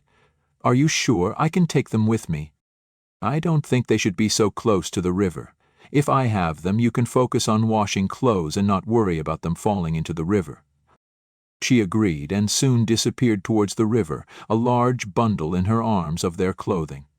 Sarah and Ellen busied themselves with reading a book, and Jeremiah carefully looked over the wagon, making sure there weren't any cracks in the wood or wheels. He found a few spots that he felt needed more waterproofing, so he pulled out his small pail of tar and began to apply the black goo in the desired area. "Howdy." Jeremiah turned and gave a welcoming smile to the wagon scout who walked into their camp. "Hello," Jeremiah greeted him as he wiped the sweat from his brow. "Back from scouting the area?" "I didn't go out today. I didn't feel I needed to, since I already know what to expect for tomorrow," Bridger explained.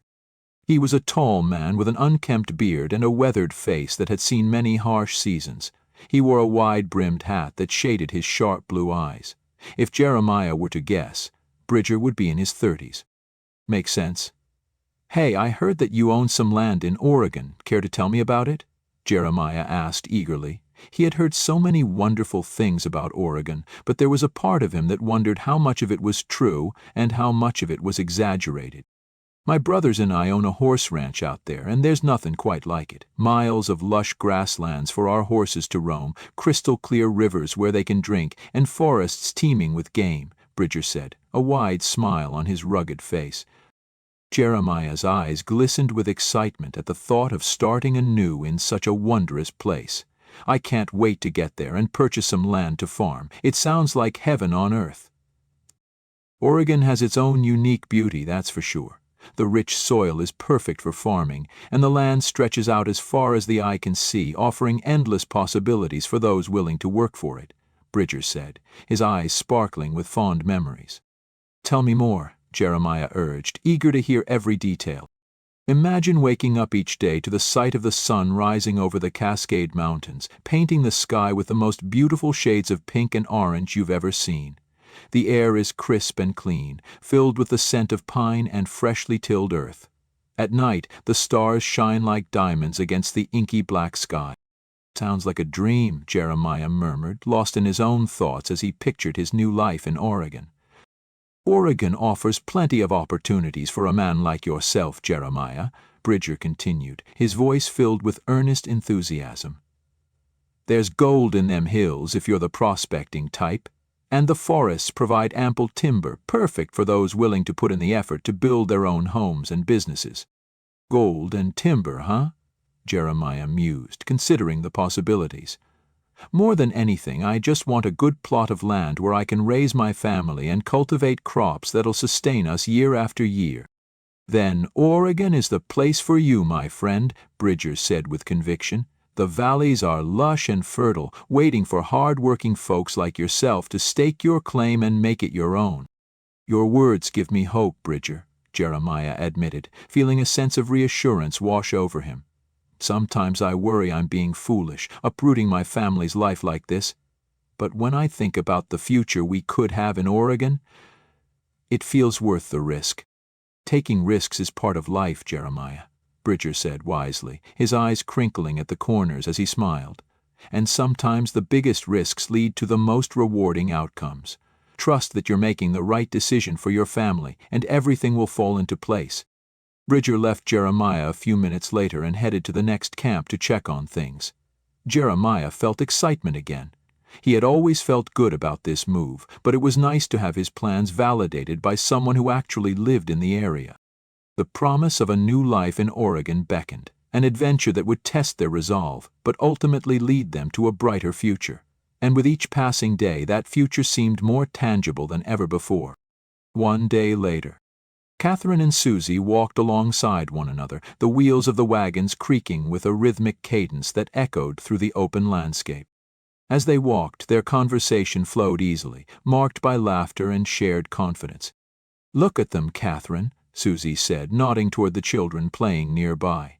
Sarah, Ellen, and Susie's two boys scampered around the wagons with boundless energy, despite the grueling pace of travel. Katherine smiled fondly as she watched Sarah race through the tall grass, her laughter ringing out like a bell. Ellen followed close behind, her small face alight with determination as she gathered a handful of wildflowers before running to keep up with Sarah. Danny and Sammy chased after each other automatically, including some other boys who joined them in their play. The two women strolled along, skirts swishing against the tall grass, their conversation flowing as easily as the gentle breeze that cooled their flushed faces. Katherine thought about turning back to her wagon to get a drink of water. "Tell me about your childhood. What was it like growing up in Missouri?" Susie began, her voice filled with curiosity. Katherine hesitated for a moment, not sure she wanted to get into her history. There was a part of her that wondered if Susie found out what her real story was, that she had grown up with a father who had forced her to marry a man old enough to be her father. What would Susie think if she found out that she had been forced to give up her baby, and that Jeremiah had actually raised her baby while he had stayed in the orphanage until a few months ago? She didn't think anyone would understand what had really happened. "I grew up on a small farm," she began, her voice soft but steady. "My father raised tobacco and corn, and my mother tended to the chickens and our vegetable garden." Susie smiled warmly, prompting her to continue. As they walked, Katherine shared stories of climbing trees with a childhood friend and making a cake with her mother only a few months before her death. Suddenly, not wanting to talk about her past anymore, she voiced a question of her own. "What about you, Susie? Where did you grow up?" "Kansas was my home," Susie replied. "Pa was a blacksmith, and we also had a small farm where we raised a few cattle and chickens. Ma had grown a huge vegetable garden. Education was important to her, so we attended school." Her eyes sparkled with pride as she recounted tales of her parents' love and dedication. Katherine was glad to discover that Susie'd had a happy childhood. Susie spoke of meeting Ben at a church social and marrying only a few months later. "Ben wanted to move to Oregon ever since we married. We spent the first few years helping his father with the general store that he owned. We saved every penny we could to get where we are now," Susie explained. "What made you and Jeremiah decide to head to Oregon?" "Jeremiah inherited the farm he owned in Missouri, but it just wasn't doing as well as he liked," Katherine was able to say honestly. "He heard all those stories about how beautiful Oregon is and the fertile soil. One day he decided to follow his dream, and here we are.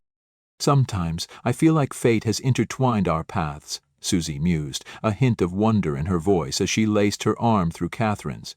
"I reckon we were meant to meet and support each other out here on this journey." Katherine nodded, her heart swelling with gratitude for the friendship that had blossomed between them. She had never known the comfort of a close female friend, not since her childhood when she and her cousin would giggle and whisper beneath the shade of a willow tree. The realization settled within her like a warm embrace, filling her heart with a profound sense of belonging. It was nice to have a friend again. "I believe we were," Katherine agreed, reaching over to grasp Susie's hand in a gesture of camaraderie. "I do hope that our families will settle close together in Oregon." Susie nodded her agreement, and then her eyes twinkled. "Maybe we need to drop some hints just to help things along." "Promise me, Katherine," Susie implored, her eyes shining with sincerity. "Promise me that no matter what happens, we'll always be there for each other." Katherine laughed. "Sounds like a great idea." At that moment, Danny ran up to them, a small wiggling snake in his hands. Katherine couldn't help herself and gave a small shriek. "Danny, put that down now," Susie demanded, her hands on her hips. "What did your father tell you about picking up strange animals?" "But," Danny began to protest. "Dammy!" Susie gave her son a look that all mothers around the world seemed to have perfected. "Oh, all right," Danny muttered, and dropped the snake into the grass, where it immediately slithered away. "Now go and get your brother. I do believe we are about to stop for our noon break," Susie ordered. As soon as Danny was out of earshot, Susie began to laugh. "It sure isn't boring to raise two boys. I knew that snake wasn't poisonous, it was just a harmless water snake. But I won't be surprised if the next snake he picks up is a rattler. Can't be too careful." Katherine smiled at her friend's words, but she was glad to see the last of the snake move into the thick grass. She hated snakes with a passion. And she was glad that she was raising girls who didn't seem inclined to pick up wiggling creatures just for the fun of it. Chapter 13. The wagon train continued to inch closer and closer over the rugged landscape that was known as Chimney Rock, a landmark that everyone was getting excited about seeing. Jeremiah explained to her that it meant they were almost 1/3 of the way to the Oregon Territory. Katherine wasn't sure how she felt about the approach to this new landmark, for she knew that once they passed Chimney Rock their journey would become more challenging. The earth was rough and uneven, with small, jagged rocks that Jeremiah did his best to avoid while guiding the oxen. They were able to see the tip of Chimney Rock for a full day before they arrived at the famous landscape. Katherine knew she should ask Jeremiah to stop so she could walk with Susie and the other women, but Sarah and Ellen were asleep in the back of the wagon. She also felt extremely tired and was content to stay close to Jeremiah. But she did breathe a silent sigh of relief when Mr. Murray finally stopped the wagon train for the night. After Jeremiah moved their wagon into the circle, a curious sight caught her attention. "What is that?" Jeremiah turned to look in the direction she was pointing. "It looks like a dog." Katherine's heart was beating wildly, and she expected Jeremiah to shoo the animal away. Instead, as the dog wandered into their camp, he bent to greet the dog. "Hey, where did you come from? Is it safe to have him around the girls?" Katherine asked. The dog sniffed Jeremiah's hand and then, keeping its head low, moved cautiously, sniffing at the ground as if searching for something. It was a medium-sized dog with patches of black and brown fur that gave it a scruffy appearance. Its coat was dirty and full of burrs.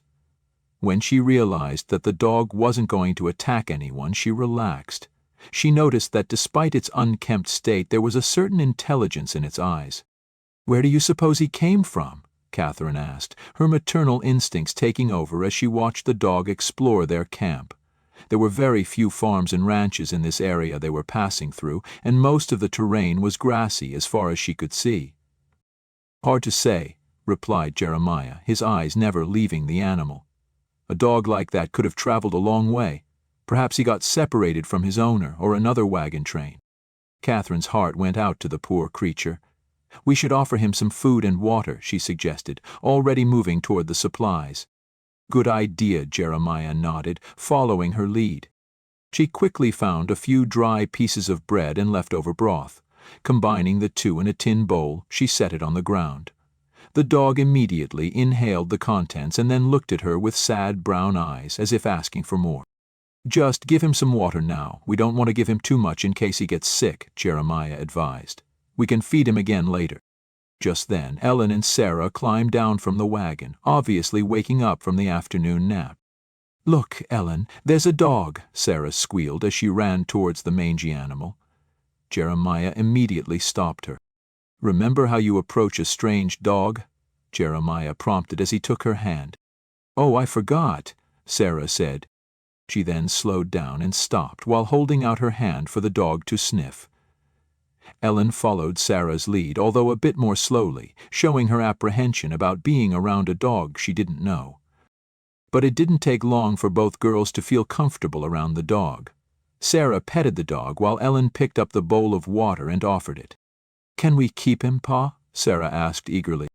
Jeremiah sighed but looked at Katherine. "We had a dog, Libby, who was with us until a few months before your arrival. Libby was Sarah's constant companion. I know she has missed having a dog around." "I'm not sure it would be a good idea to have another animal around," Katherine said softly, careful to make sure the girls didn't hear her words. "Can we afford to feed another mouth?" "I doubt he will eat much, but we should make sure no one in the wagon train is missing a dog," Jeremiah suggested. "I'm going to walk around with him and see if anyone recognizes this dog." "Good idea," Katherine agreed. "I do hope we can find its owner." But she gave the dog a worried glance and knew that if he had a family, they weren't very good owners, judging from how dirty and hungry he was. When Sarah discovered that Jeremiah was going to take the dog and try to find his owner, she burst into tears. Katherine was surprised, since Sarah rarely cried. Even when she got hurt a few days before, scratching her arm from gathering firewood, she hadn't cried when Katherine cleaned the cut and bandaged it up. "It wouldn't be right to keep the dog if he has a family," Jeremiah explained to her. Katherine watched as Jeremiah began his search by approaching the nearest family next to them, a couple traveling with their 3 young children. They were busy rearranging their belongings in their wagon, but they willingly took the time to chat with him. "Evening, folks." Jeremiah greeted them warmly. "I was wondering if you might recognize this dog here. He wandered into our camp and we're trying to find his owner." The couple exchanged glances before shaking their heads regretfully. "Sorry, Mr. Booth, we don't know who he belongs to," the husband replied, looking at the dog curiously. "But he sure is a fine-looking animal." "Thank you anyway," Jeremiah said politely, moving on to the next group of travelers. Katherine shook her head as Jeremiah moved on. She really didn't think he was going to find the dog's family, and sure enough, as the sun began to dip below the horizon, he returned, the dog at his side. "No one has claimed the dog or recognized him," Jeremiah said. Katherine had prepared their dinner and fed the girls while Jeremiah was gone, and she handed him a plate of food. "Why don't you eat?" Jeremiah nodded and began to take the food into his mouth. After a few bites, he looked at the dog, who was watching him intently. After another bite, he then offered the rest to the dog, who eagerly finished every last scrap. "What shall we do with him?" Katherine wondered, even though deep down she already knew the answer. Sarah and Ellen were watching Jeremiah carefully, and although neither of them said anything, she knew what was going to happen next. "Seeing as no one here claims him," Jeremiah began thoughtfully, "I believe it's only right that we take him in as part of our family. He could be a great help in keeping us safe on this journey." Sarah and Ellen still didn't say a word, but now looked at her with hopeful expressions on their faces. "Then it's settled," Katherine said with a smile. "We'll be his new family." "Yeah!" Sarah and Ellen squealed with delight as they hugged each other, jumping up and down. "But there is one problem," Katherine announced. The girls were silent and exchanged glances as if they were afraid Katherine was going to change her mind. "What shall we name him?" "Jack," Sarah spoke up. "He looks like a Jack." Katherine looked at Jeremiah, who shrugged, letting her know he didn't care one way or the other what the dog's name was. "What do you think, Ellen?" "I like Jack," Ellen said with a fierce nod. "Then Jack it is," Katherine agreed, her voice soft with affection. And so Jack became a beloved member of their small family, his presence bringing both comfort and security as they prepared to cross the dangerous terrain that lay ahead. As the days passed, Jack's loyalty and bravery became apparent to all in the wagon train. He was particularly protective of Sarah and Ellen, always keeping a watchful eye on them as they played near the wagons. One afternoon, when the caravan had stopped for a brief rest, Sarah and Ellen were playing by a small creek, their laughter echoing through the air. Jack lay nearby, his ears perked up, ready to spring into action if necessary. Katherine observed from a distance, her heart filled with warmth as she watched the girls and their furry guardian revel in their newfound bond. "Jack's really taken to the girls, hasn't he?" Jeremiah remarked, joining Katherine in observing the joyful scene. "He has," Katherine agreed, her eyes never leaving the trio. Even though she had been hesitant to add Jack to the family, she was glad that he was part of their lives. "He's become a steadfast companion to both Sarah and Ellen. They're lucky to have him." As they continued to watch, a boy from another wagon approached the children. His intentions seemed less than friendly, and he began teasing and taunting Sarah and Ellen, making them visibly upset. Jack's ears immediately flattened against his head, his body tensing as he watched the unfolding confrontation. Jeremiah frowned and moved in their direction, determined to put a stop to the bully's teasing. Katherine reached out to stop him. "Wait! Watch what Jack is doing." At that moment Jack let out a deep growl, his teeth bared as he stood between the girls and the bully. His message was clear: leave them alone. The boy, startled by the sudden threat, hesitated for a moment before scurrying away, fear evident in his eyes. "Good boy, Jack," Sarah and Ellen chorused, hugging their loyal protector tightly as they showered him with praise. "Seems like our Jack is quite the hero," Jeremiah said, a proud smile on his face. It was during this time that Katherine and Jeremiah's relationship began to evolve.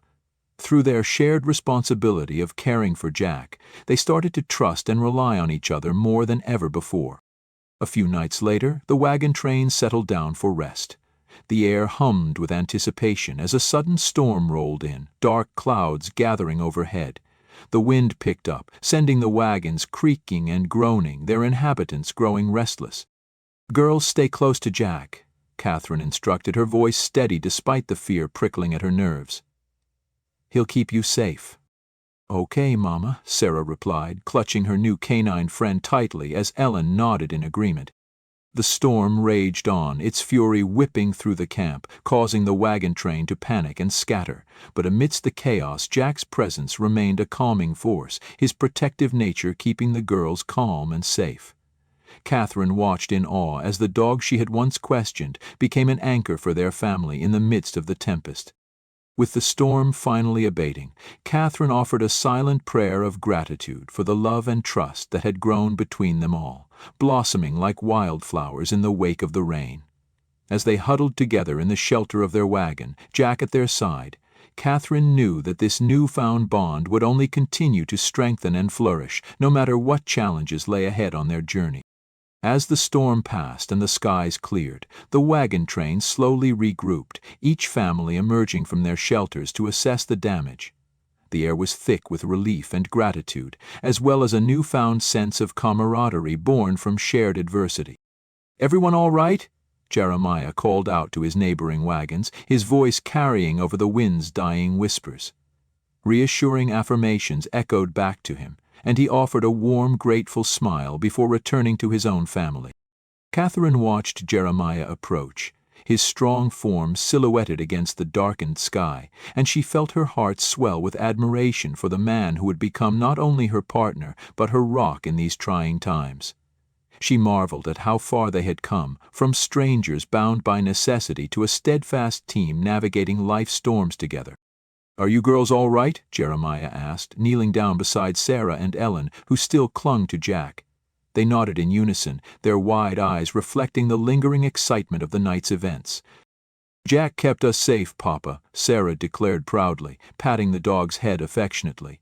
"He didn't let anything scare us." "He sure did," Jeremiah agreed, his voice filled with warmth and gratitude as he looked upon the dog that had so quickly won over their hearts.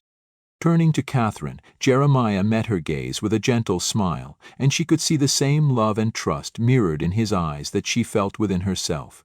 At that moment, it was clear that Jack had not only protected them physically, but had also played a vital role in solidifying the bond between them all. As the night deepened and the world around them gradually fell silent, the family gathered close around a small campfire, enjoying the remnants of its warmth. Jack lay curled at their feet, his presence a comforting reminder of the love and trust that now bound them together. Laughter, stories, and quiet moments of reflection filled the air as the wagon train rested before embarking on the next leg of its journey. And as Katherine watched the flickering flames dance and weave, she knew they had all been forever changed by the storm, not only brought closer together but also made stronger, more resilient, and more united than ever before. Chapter 14. 1 week later.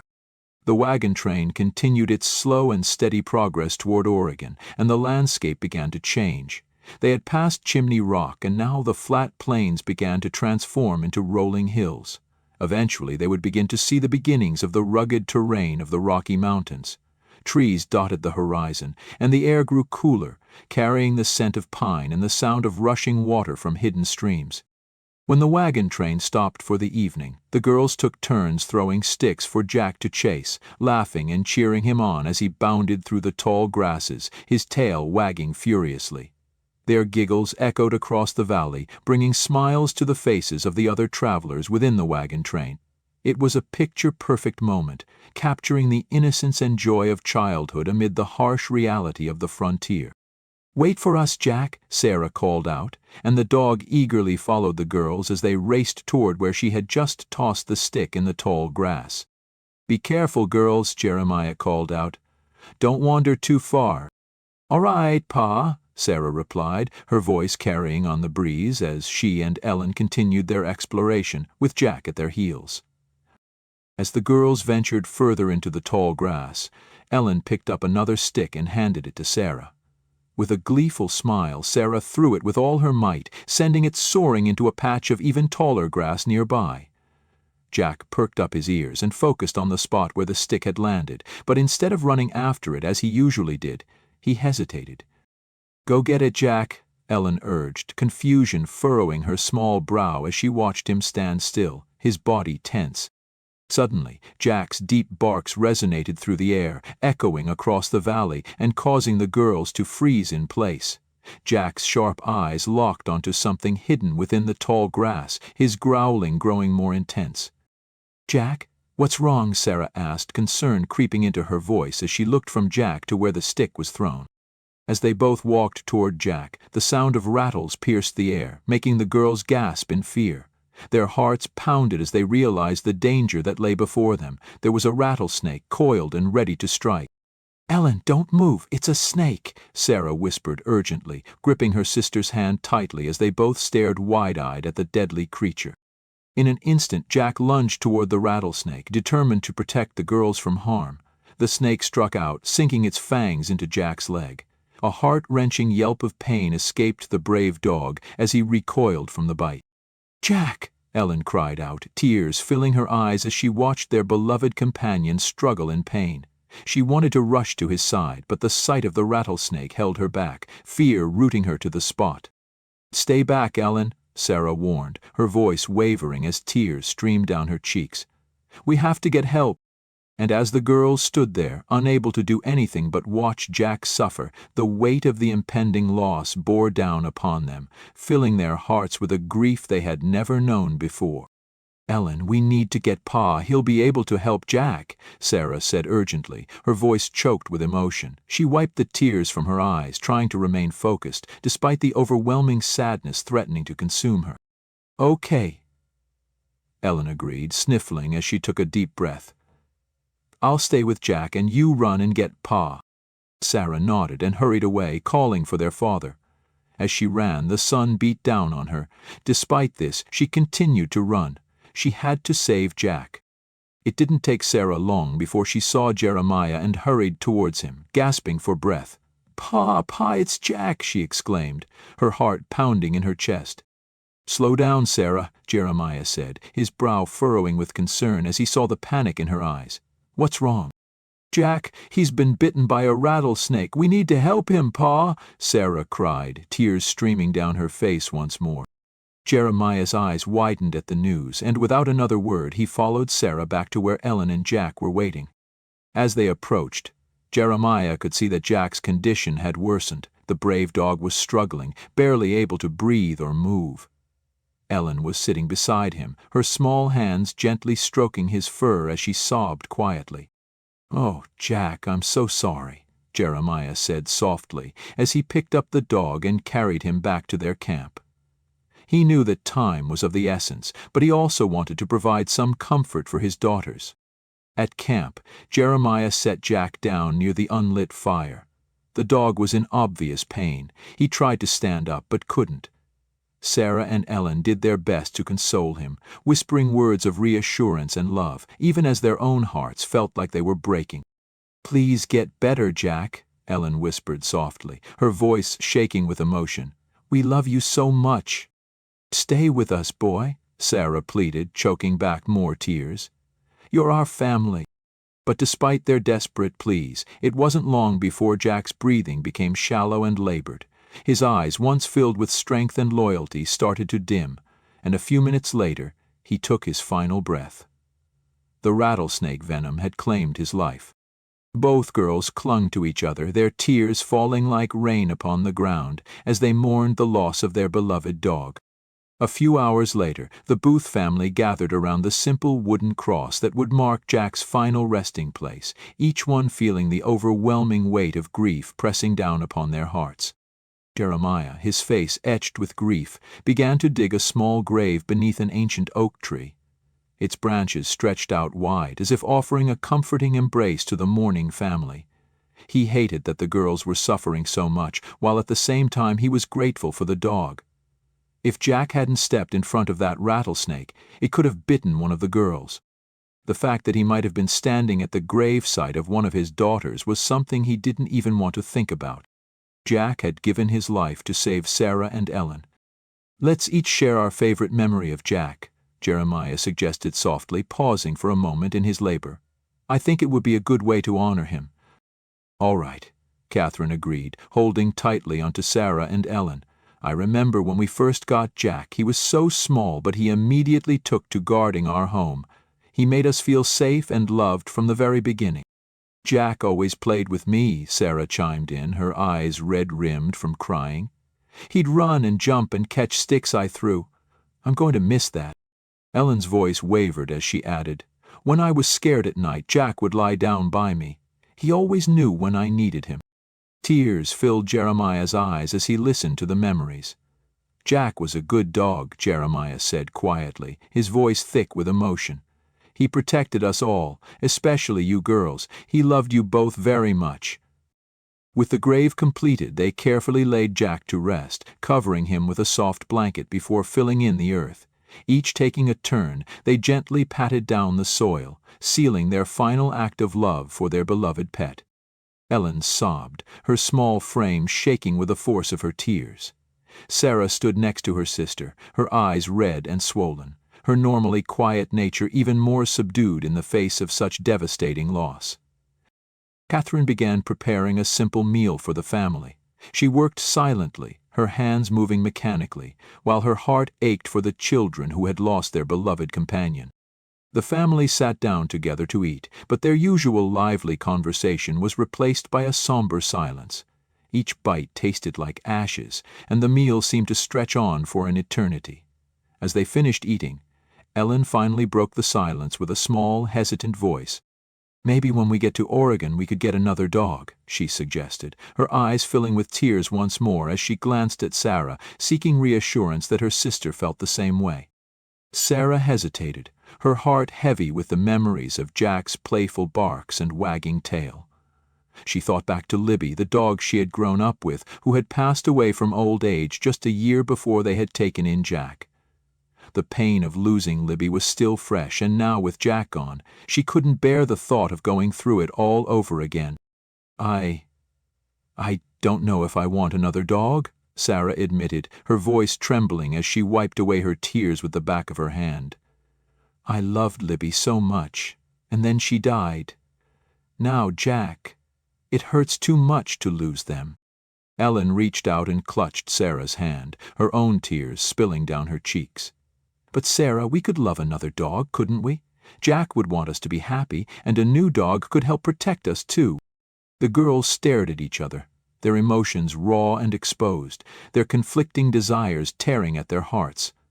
Ellen longed for the comfort that only a loyal canine companion could provide, while Sarah recoiled at the thought of experiencing such devastating loss again. I don't want to love another dog. What if something happens to him too? Sarah shook her head fiercely, her braids hitting the sides of her face. Even if we get another dog, I'll never love him. Jeremiah crouched down beside Sarah, her eyes brimming with tears.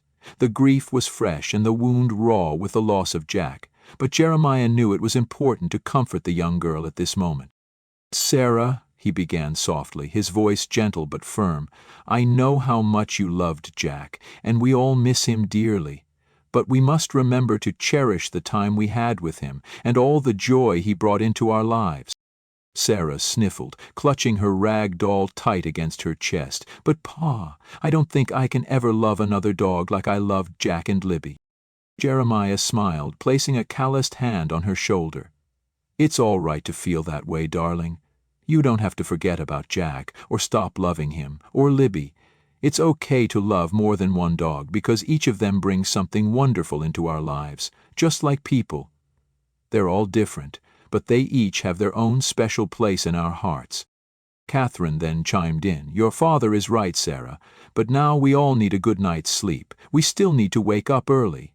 She held out her hand to Sarah and then to Ellen. Let's get ready for bed. As Katherine disappeared inside the wagon with the girls, Jeremiah remained by the dying fire, the flames casting flickering shadows across his face.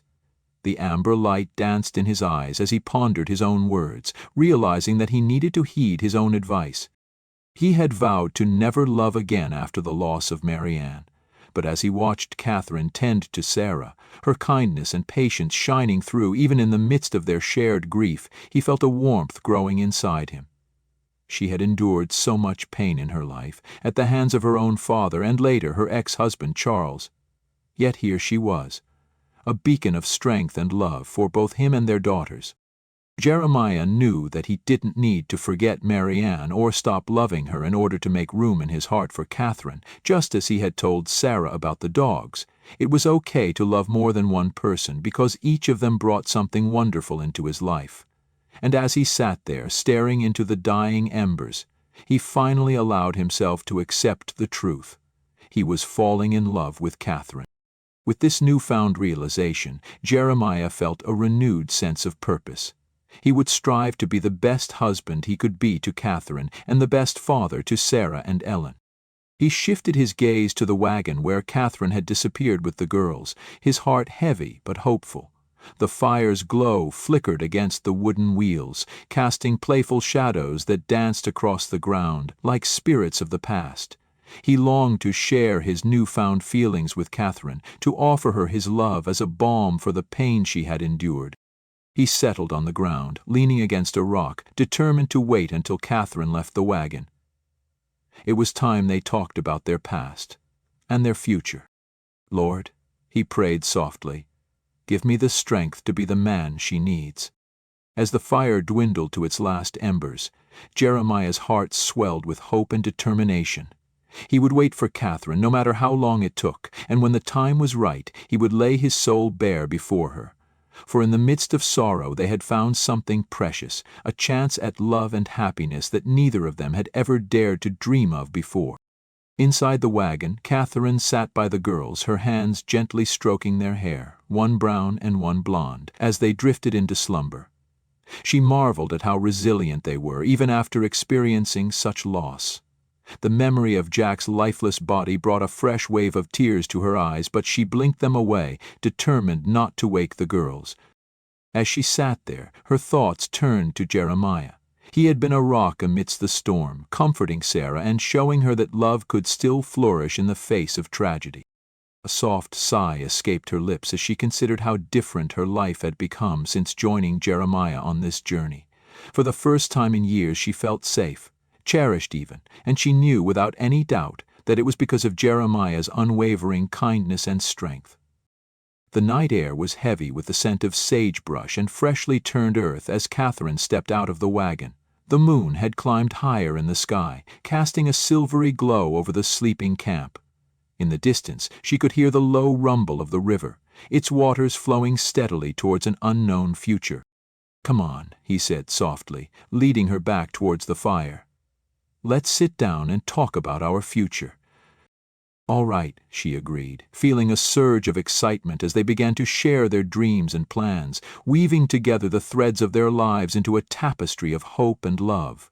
And as the stars wheeled overhead, Katherine knew that the path ahead might be uncertain, but with Jeremiah beside her, they would face whatever lay ahead, hand in hand and heart to heart. Chapter 15.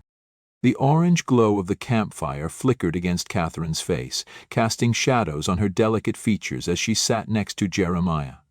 The sun had dipped below the horizon, leaving a blanket of darkness punctuated by a few scattered stars. She felt the warmth of his hand enveloping hers, and for the first time it seemed as if everything was falling into place. Jeremiah began, his voice trembling slightly. "There's something I need to tell you." His gaze met hers, and she could see the vulnerability in his eyes. "Please go on," she encouraged softly, giving his hand a reassuring squeeze. "I've been afraid," he admitted, his voice barely audible over the crackling of the fire. "Afraid of loving you, of losing you like I lost Marianne. Jeremiah, you can't let fear rule your life. We're together now, and we have the chance to build something wonderful." Katherine understood the pain of loss, but she also knew that love was worth any risk. "Marianne, she died during childbirth. It nearly destroyed me. The grief, the emptiness. For a long time I couldn't breathe without feeling like I was drowning. I promised myself I would never love again. I couldn't bear the thought of suffering through that agony once more," he confessed, his voice choked with emotion.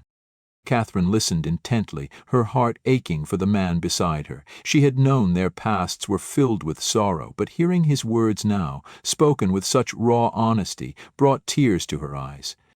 "I cannot pretend to understand the depth of your pain, but I do know that we are stronger together than apart. Love can heal those wounds and help us overcome our pasts. Please, don't let your fears prevent us from finding happiness." Her voice was gentle but firm. He considered her words, his eyes searching hers for a long moment before he finally spoke again. "You're right, Katherine. It's time I let go of the past and embrace the love we could share." A smile of relief and joy spread across Katherine's face. She squeezed his hand, a gesture meant to convey her support and understanding. "I am grateful that you agreed to marry me and move to Oregon. I know it's not an easy decision, but I promise you, we'll build a life together that we can both be proud of. I believe in us. I believe in the love that is growing between us, and I'm excited about our journey ahead, to begin anew in Oregon, where we can make our dreams come true," she replied, her eyes shining with anticipation. Seeing the sincerity in her eyes, Jeremiah's heart swelled with happiness. It was true, he had found love again, something he thought impossible after losing Mary Ann. He felt a renewed sense of purpose as he looked at the woman who had captured his heart. "You have brought light back into my life. I promise to cherish you, to protect you, and to love you with all my heart," he whispered, raising her hand to his lips and pressing a tender kiss there. His words, spoken with such conviction, made Katherine's heart soar. She knew they faced challenges ahead, but she had faith in their love and their ability to overcome any obstacle together. "That means more to me than you could ever know. I'm so grateful that fate brought us together, and I look forward to our future in Oregon as husband and wife," she replied with a loving smile. As they sat by the campfire, hands entwined, the shadows of their past lives seemed to recede, replaced by the warmth of their newfound love. The night sky above them glittered with stars, each one a testament to the infinite possibilities that lay before them. Together, they looked toward their bright future, filled with hope and happiness. Katherine hesitated for a moment, gathering her courage to address a concern that had been weighing on her heart. Jeremiah had been willing to be open and honest with her. Now it was her turn to do the same. The flickering flames from the campfire cast a warm glow on their faces as she spoke up. "Jeremiah, there's something I've been meaning to talk to you about." His eyes, filled with love and understanding, met hers. "What is it, Katherine?" "Ever since our wedding night, we haven't shared a bed together. I can't help but doubt our relationship because of this, especially since you rarely touch me. It makes me feel undesired," she admitted, her voice barely above a whisper. Jeremiah's face softened with empathy, and he squeezed her hand gently. "Katherine, I'm so sorry if my actions have made you feel that way. After our wedding night, I realized that I hadn't given you enough time to get to know me. I wanted to let you decide when you felt comfortable sharing a bed again." The honesty in his voice touched Katherine deeply. She knew he was right. They had rushed into marriage without truly knowing each other, and it was only natural that they needed time to grow closer. She felt a surge of affection for him, appreciating his thoughtfulness and consideration. "I admit, I was afraid at first. My experience with intimacy, well, it wasn't good. But it didn't take me long to realize that you are nothing like Charles.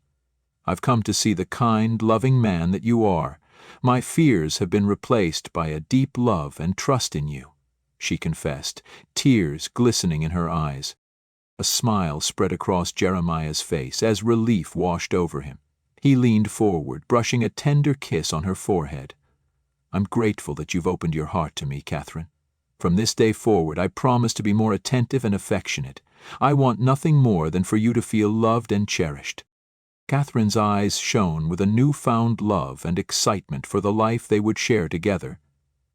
"I want you to know that I love you, truly, and not just because we're married or because of our journey to Oregon together. I love you for the man you are, the kindness and strength that you've shown me." Jeremiah cupped her face with one hand while pulling her close with the other. For the first time they experienced a true kiss as husband and wife.